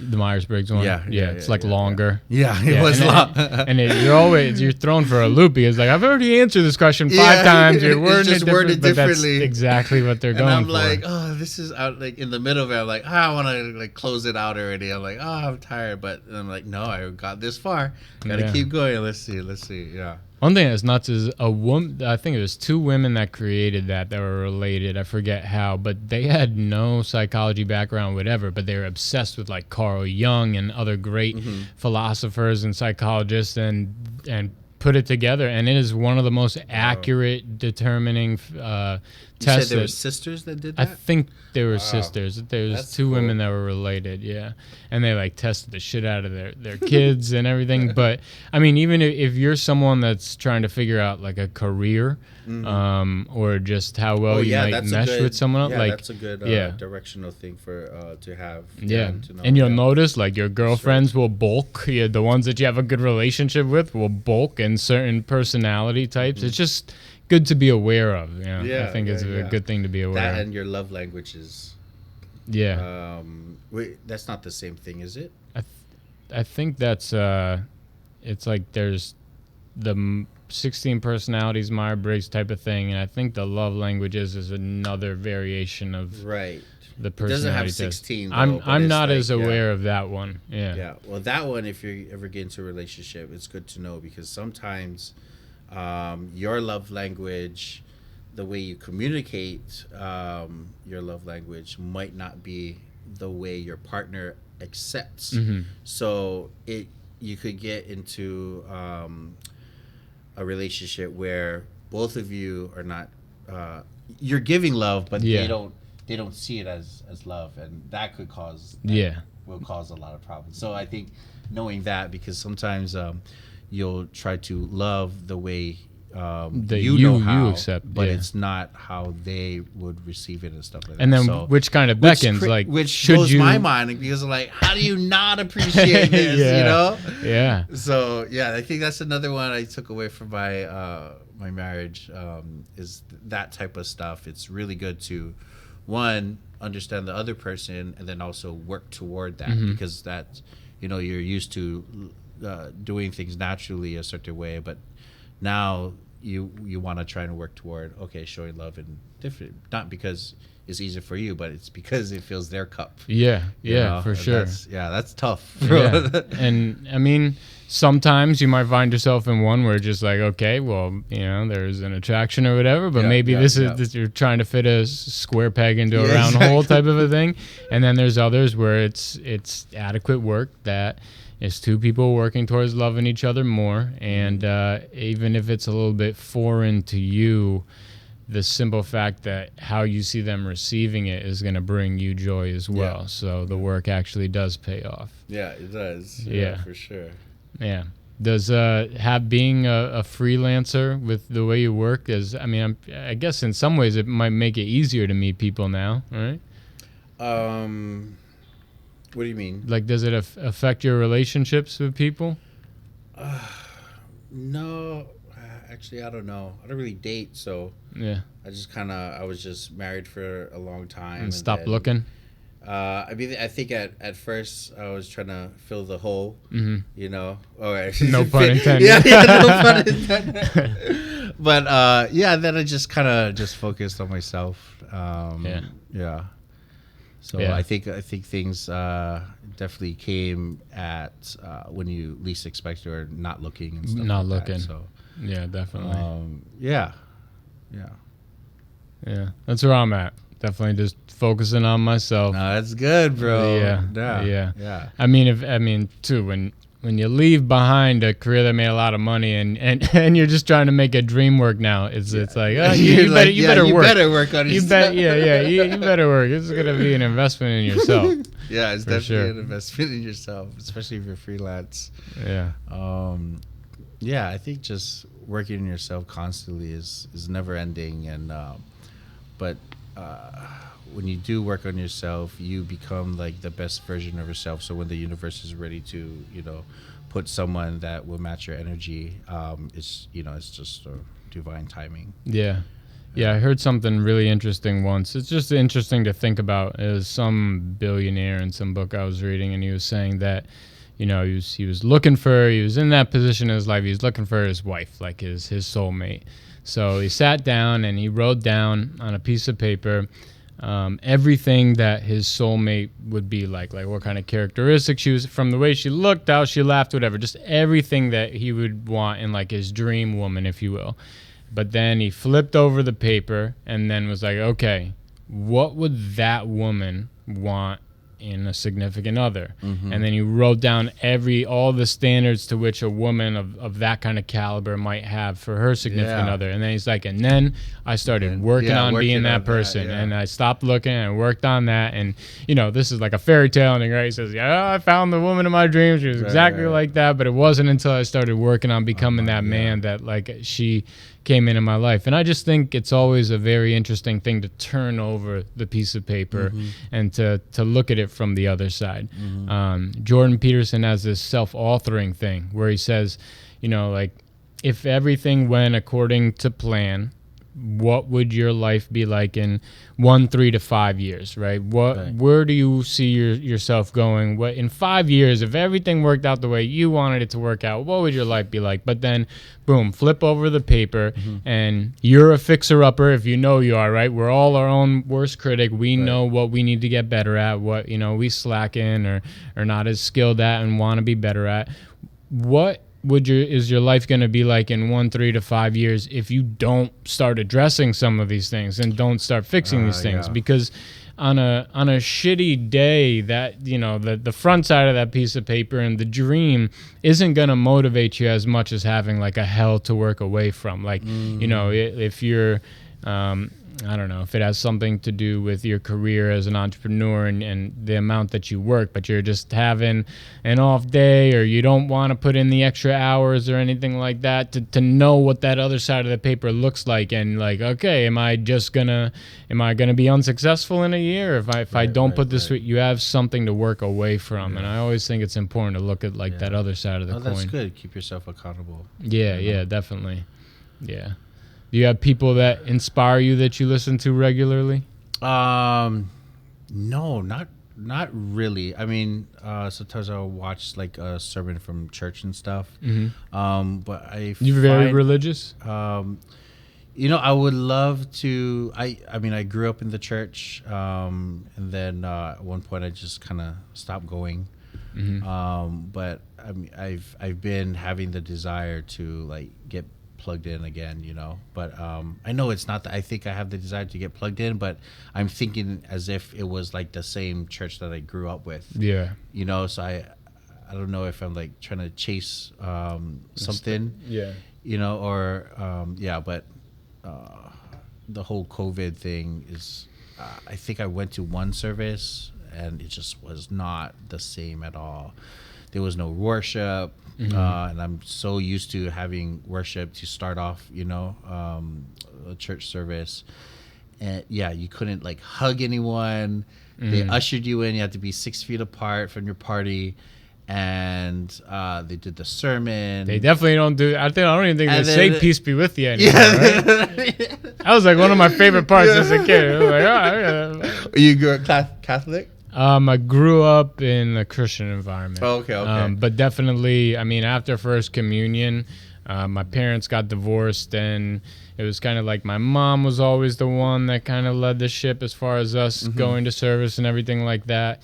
And I was, very of the opinion, God's not going to be mad if I pray in my room type of a thing. But I'll be like, it's as I've gotten older, even if I'm not going to church, I feel like I've become more, I don't even know if religious would be the right way to put it, but like my faith is, my faith is stronger. Like I pray every night now, and my life is much better when I pray every night. It's like the simple fact that I've decided to take time, and I start with everybody except me. I am the last person that I pray about. So I go, my sister, my mom, my dad, my stepmom, my brother, what we like are trying to do. The friend, if someone tells me they're going through a stressful time or whatever, and I was like, I'll keep you in my meditations, I'll send some positive vibes. I mean, I am not lying. I will bring you up in my head before I go to sleep and be like, please, please help out Valen. He's trying to do this right now. You know, like I actually, and my life is so much better because of it. So you could not have told me at like 15, 18 that like I would not have been on that bandwagon whatsoever. It's not something that had clicked for me yet. But I think it's the way it clicks for me now is the way that manifestation clicks for me now. So it's like you put something out into the universe, the likelihood of it coming true is so much higher when you write down your goals and speak something out loud as like an affirmation. The chances you're going to get it is so much higher. And it's weird too, even if it's just a placebo effect. I mean, the best thing about the placebo effect is you have faith and hope during the time period that you're going through it. You're not down in the dumps withering away, you know? So I don't go to service. I've thought about going back, but I don't like go to service or anything like that. But I do believe that I've probably the strongest relationship with whatever God is or who he or she or whatever, like, than I have ever before. I think my faith grew after college a lot because, you know, up until college, you already see your life planned out. So it's so easy to have faith, right? No, I got a couple more years of school, you know. So I remember when I was really on my own, then I really had to figure out what faith was, what I believe in, and okay, who is going to guide me. And then I think even more after my divorce, I was like, okay, what? What do I do now? Okay, then let's figure it out. And then especially like having to not split rent anymore, and then just having every bill to my name. It's like, okay, time to really grow up and figure stuff out, you know, and just have faith that I'm gonna get through. Like, and I've been blessed to not have to market, you know, and I always word of mouth, you know, I always have word of mouth business and whatnot. So I'm just super thankful that I've been able to pay my bills, especially through COVID. COVID was rough, man. Yeah. I think within 48 hours, I got either a text, a phone call, or an email saying that they're canceling the event indefinitely. You know, and I was like, it didn't hit me. You know, at first I was like, that's crazy. And then like after a week, I was like, oh, okay. So wait, what do I, you know, like going into it for the past 5 years that I had like a cushion, you know, to think of that, okay, if I don't do anything, I'll have, you know, this much money coming in. I can cover all my bills and whatnot, rent. But yeah, having all that taken away and just have to figure out how to revamp everything was rough. But, you know, thank God that I just knew people in different niches that, you know, needed video work, you know, and a lot of people moved toward the whole video stuff and whatnot. But what's funny is like even though I had way less work than normal, I did way more free work just to help, and just because I had the time, I guess, you know, to help people. So I was helping like a lot of people with doing their live tapings and whatnot, and you know, they'll just give me some food or, you know, what, or a high five or a, hey, I owe you, you know, like, hey, thank you. I was like, you know, I was free. I wasn't doing anything. Yeah, when you give more, I feel like you definitely end up getting more back, you know? I think,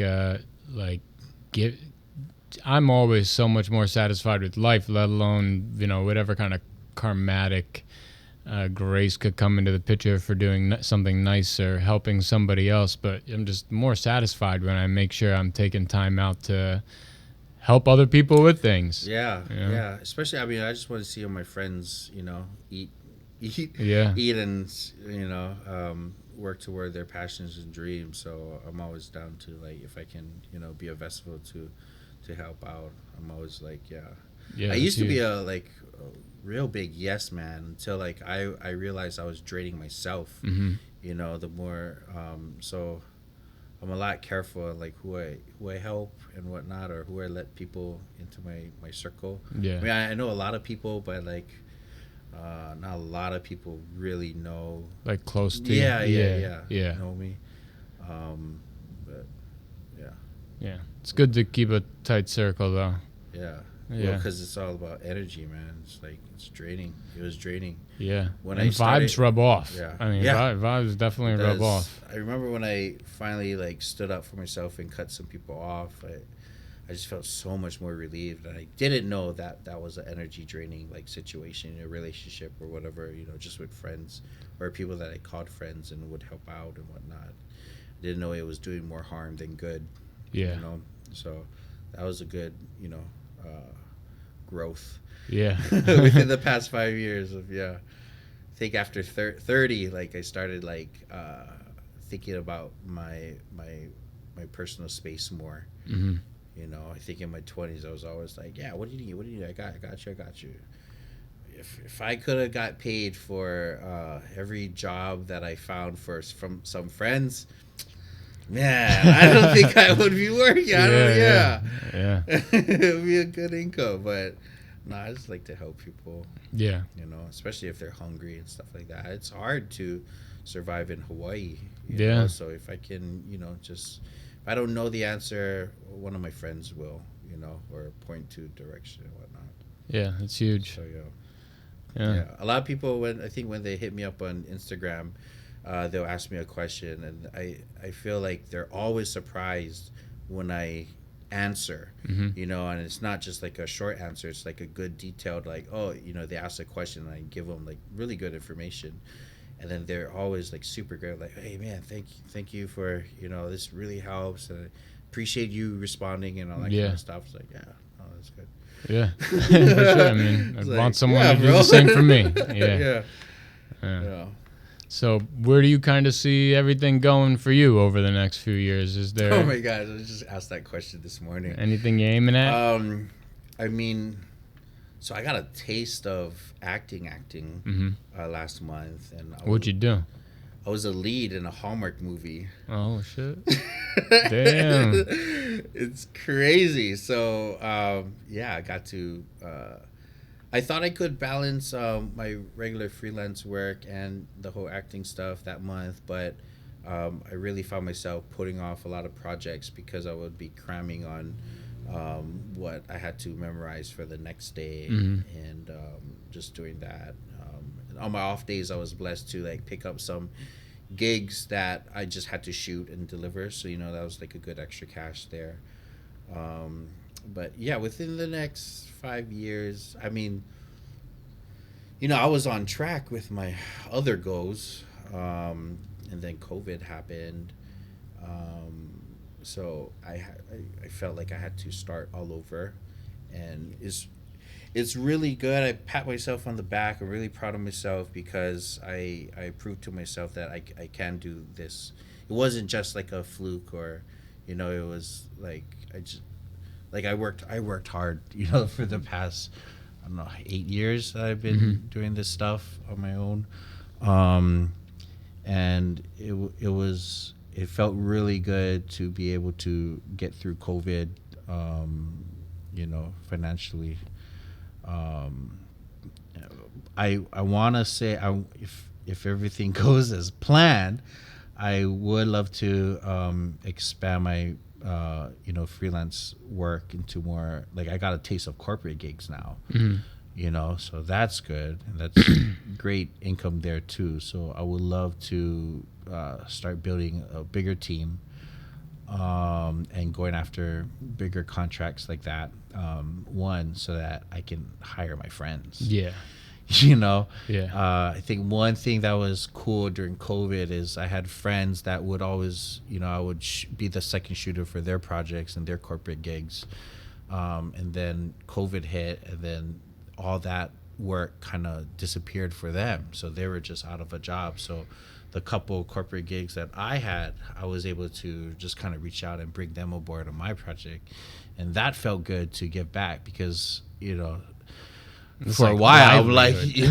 like, oh, I feel like you're always giving me work, and like I'm super grateful.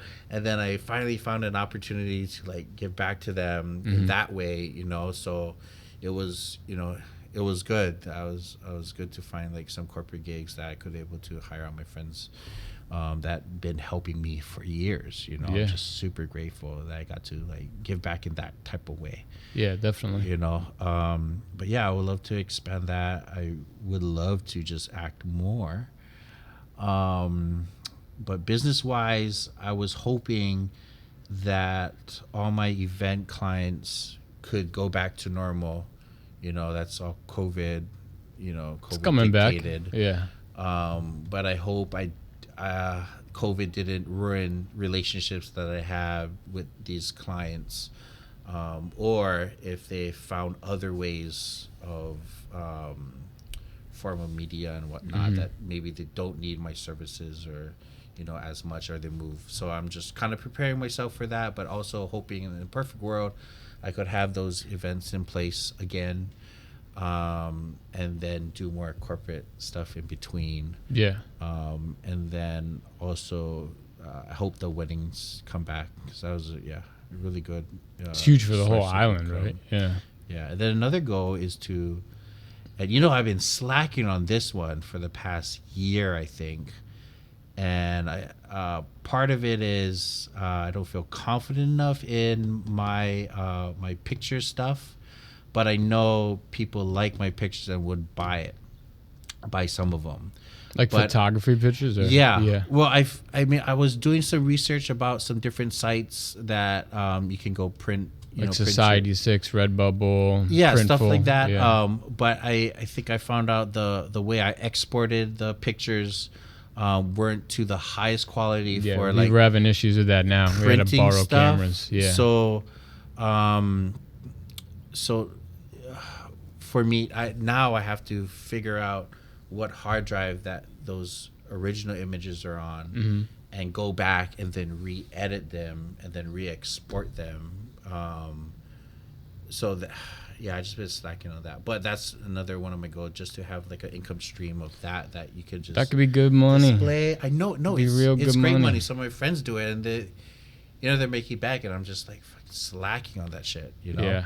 So I always, I think every other month I always revisit that idea and then do a little work toward it, do a little more research and all that kind of stuff. So yeah. That the Alan Watts behind you is a printful print, and you could see the brush strokes pretty well. So we like their quality over Society 6. Haven't tried Redbubble yet though, but that's huge. That has changed the game because, it used to be you needed to do all that yourself, the distribution and everything. If you wanted to put it on a mug or you wanted to put it on a T-shirt, you needed to buy all the T-shirts, and now these guys, you upload the file, and someone gets a link, you give them a promo code, and they could just go and buy. So that's so okay. Yeah. So that is that should be goals. Yeah. I'll give myself a couple more months. I didn't hear about the ones that you said, so if you could send me the links of those, 100%. Yeah, definitely. I'm sure. Yeah. I know there was a couple of sites where it's like, oh yeah, free 7-day trial. Okay, yeah, sweet. And then they just get sidetracked and they're busy and like just start a new email. I'm like, God damn it, I did it again. But I got to go through my hard drives and find those original ones, and then a lot of those that people want are not just a regular photo. It's like a stitched one. It's like a panel, type of process. So it's I have to figure out, how to stitch it again, Yeah, but just finding the original files on my unorganized plethora of different hard drives. No, you can't see them, but I have a pile. I need another. I have a little suitcase just for my hard drives. Yeah, me too. Yeah. It needs to be fireproof, honestly. Yeah. It's like the one thing. It's Al can paint pictures, and the basement could fill up, and you see all the work everywhere. But if you do video work, it's just like especially if you haven't released it, it's just on a hard drive somewhere. It's so important. There's a lot of things that just are not edited that I got to film and stuff, and I would love to just have the time and freedom to go back and start making things, because I have so much content that's I did never put out. Yeah. That people don't even know that I filmed or whatnot. So that's one of my goals, is to be able to structure myself in a way where I have those freedoms to do those fun projects or the time-consuming ones and get organized. Yeah, get some interns. Where do you find these people? Dude, interns could change the economic landscape of America. I don't know why people don't take it. Every job I've ever had out of college, I've implemented a team of interns. All of my own creative pursuits, because it's just, you just got to know how to delegate work the right way. Okay, see, so that's where I have a problem, because, I have an extra hand, but what do you do? Like, what can you do? And then I get into the trap of, I'm writing down what I need to do. I can just do it on myself instead of trying to teach someone how to do this. But it's the easy things. I mean, you already have a bunch of people that you say are like really good at whatever it is that they do. I mean, if you find someone that's even half as competent, there are some things that are just really simple, easy to do, which is like social media stuff, organizational things. Organizational things are huge. They take so much time. Like anything that's a copy paste that could take a lot of time normally for you to go through. I mean, that is something that immediately, it's like you get several hours of your day back. Sometimes could be like, I need to go through those files. But then other times it's like, let's say you wanted your music library cleaned up. I mean, a kid could do that. I mean, that's like a really simple thing, Yeah. And even organizational stuff. I mean, how nice would it be just to instantaneously like, I got to go through my files and I have this one big hard drive is a mess.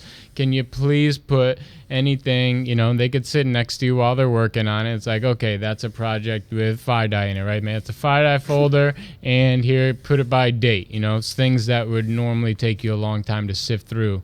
Could be really easy. And a lot of it, too, is like just the marketing aspect of it. So how many interns do you have? Right now, I have 5. And then what's their incentive?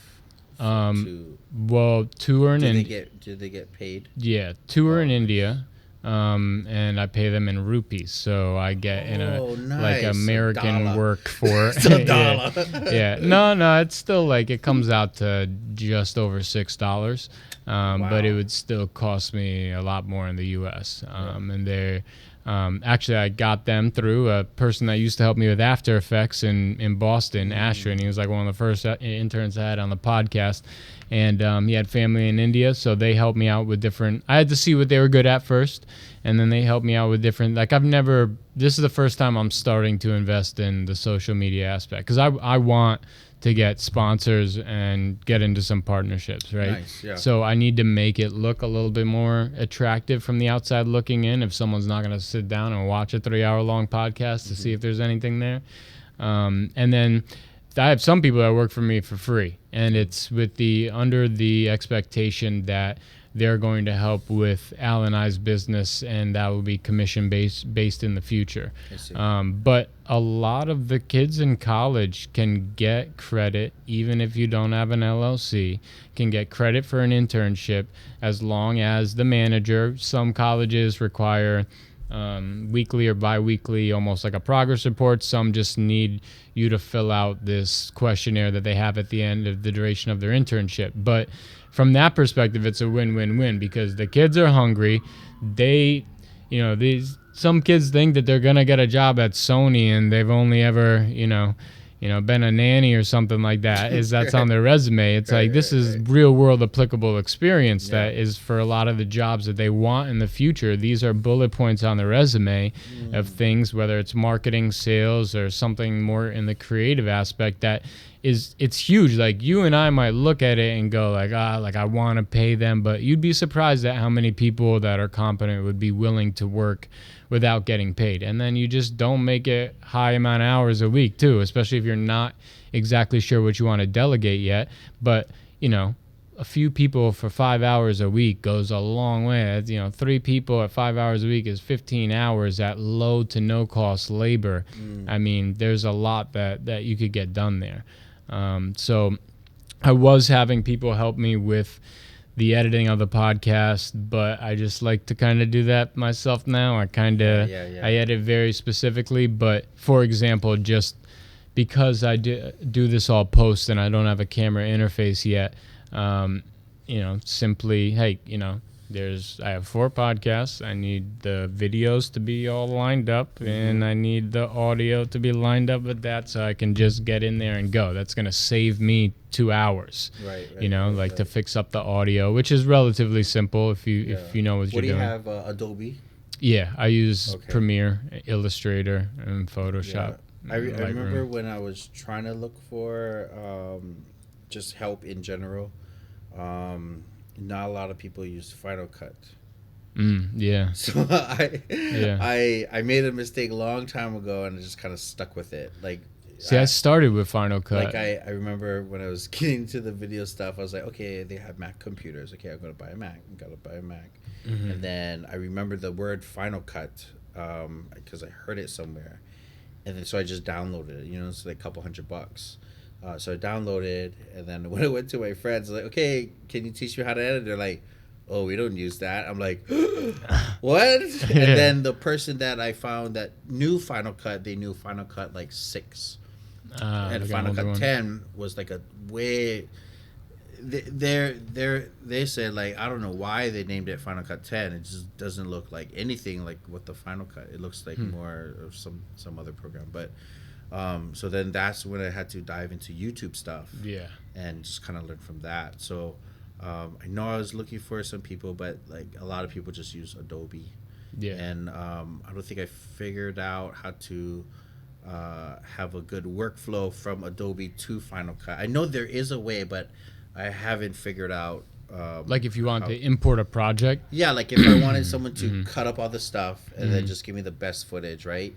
And if they did that in Adobe, how would translate into if I moved it over to Final Cut? Yeah. Not a lot of my friends know how to do that or care to even figure it out. So I just been, just editing myself. And then a lot of clients would hire me because of my editing style. So, I would love to have someone do the editing part for me. But a lot of my stuff that I want to pass off is, oh shoot, specific these to your guys style. Hired me to edit this style, and like, okay, how do I teach someone that? Yeah, because I play on a lot of musicality, in the song choices that I use. I don't know. That's a difficult thing to teach. It's kind of like the kid's got to have it, Yeah, but I see where I got my style from. It's a mesh of all my friends. Yeah. Which is crazy. Yeah. And then I always loved music and dancing, so I would edit to a type of music that I liked. Yeah. And have that be my flow. Yeah. So yeah, how do I teach that? I don't know. Yeah. Well, maybe the answer is it's just you're trying to delegate the wrong thing. Maybe you still got to do the stylistic thing, but there could be someone that is just simply consistently in contact and sending emails to make sure that business is coming in or that you're getting jobs. That is just the basics of it. If I could, yeah. Like all these people that may have fallen off because of COVID. I mean, it especially I'm calling on behalf of, it just sounds great. It's just so much more. I mean, what's awesome is like these girls, they go in, and so we'll go after like someone comes on the podcast, and then they have a following, and then I segment the list of the people that I want them to be reaching out to. So some of it is just promotional, like marketing and sales one-on-one. But it's like it was like, oh, this is Hanvika, like I'm one of the interns here at Tourage. And then the person responds, and then I jump into the message, oh, this is Samson now, Hanvika. It's like, okay, I'm dealing with something that's a little bit more official than just some random thing. It definitely adds value, but, and that saves time. It saves a lot of time. I know even scouring for acting gigs. Do you have an agent? ADR. But honestly, I find a lot of the things on my own. Yeah. Or just over the years, I think I've been in the acting game since I was like 9 or something like that. Oh shit, damn. So I knew. You're not messed up or anything. You seem like you've kept it together. Well, I didn't become famous. That's what I was doing Hawaii commercials and whatnot. So yeah, that's fine. What is I trying to say? You're acting since you were 9, and a lot of so I know a lot of the casting directors personally, and then we're all Facebook friends, or they follow me on social media, so they see me, and then so when jobs come in, they'll I'm always in the front of their mind, so they'll try and send something my way. Yeah, that's huge. So it's not like that with a lot of people, but it's always good to get an agent because it does open the door, a lot of bigger gigs, or just the contract wise, it's good to know, because a lot of artists don't really know about the contracts and what you could finagle and negotiate and stuff like that. So that's always good. But I'm trying to find one now. Yeah? Yeah, the first acting gig I ever did, I was casted as man buying sex. What? Yeah. Oh, I think I saw that. Who filmed that one? Phi. Yeah. So I moved here, and then like a month later, I'm in this commercial, and I'm picking up a prostitute on the side of the road that's clearly being treated bad. Now every night it's on. There's a 5-minute and 30-second thing that plays after the 9 o'clock news. Oh my god! And that's funny. Yeah, God. Was the prostitute Justine? No. Was that the one Jade was into? No. Different one. But I know Justine. Yeah. Yeah. We became friends, and then actually also through Jade, and then I would just keep bumping into her and different things Small that I was island, working on. Yeah. Quickly, real quick. It's just like, okay, you see the people that are working pretty quickly. Yeah, real small. So, but I feel like as far as the opportunity goes in the creative space, it's a good thing. If you got to hustle to it, then Are you in any Facebook groups that are local that No, dude, I haven't used Facebook. I have a profile, but I haven't used it. And as soon as it started getting hectic, I was like, not good for me. And I just I'd go on just to say thank you for saying happy birthday, because people got notified, and then I even like slowed down on doing that. I was just like, I don't use it. Yeah, but I need to. Yeah, there's some acting groups on Facebook that they kind of have the ends of like what projects are coming in. Yeah. Or they'll also post some castings too. Okay. That might not be like big for an agent to look at, but still it's something. It's something. Okay. Especially if you're just hungry to get some acting stuff. Yeah. Yeah, and then I could always recommend you some agencies. But my agency, actually, I heard a conversation that he had with her in an interview. He was like, here's our contract. Go to the other agencies, get their contract, and just compare. I never heard an agency. I never heard an agency kind of do that. Normally, agencies are like, "Oh, I love you. Here, sign with us. Like, we'll do anything, whatever. What do you want? But he was like, "Hey, you know what? Like, just go compare, and then just see what's best for you." You know. I was like, "Oh yeah." So yeah, I would. I can definitely have the end with one agency, so I can definitely set up a meeting. Yeah, be interested in learning about it for sure. Yeah. I figured it'd just be another good way to meet people, get the name out there, and I don't have an issue with that kind of stuff. Yeah, no, that's good. Yeah, so yeah. I mean, it was really nice running into you. Yeah, literally running. yeah. While I was running, And then I was like, oh shoot, hey, we finally meet for the first time, like physically. Yeah, that's cool. Yeah, Fight Eye's awesome, man. Do you want to go to his party? Yeah, or what? yeah. I think this is a good way to end it. Let me see. And yeah, nice. Good talking stories with you, man. Very good talking to you as well. I think it's good too because for all of the work that I've seen, there's parts where I got to know elements of you. I feel like this is really good to like draw some story out. So yeah, for sure. Yeah. So Valen, thank you very much for coming. I appreciate you, brother. Let's go eat some food if there's any left. Yes. I'm Samson. What up?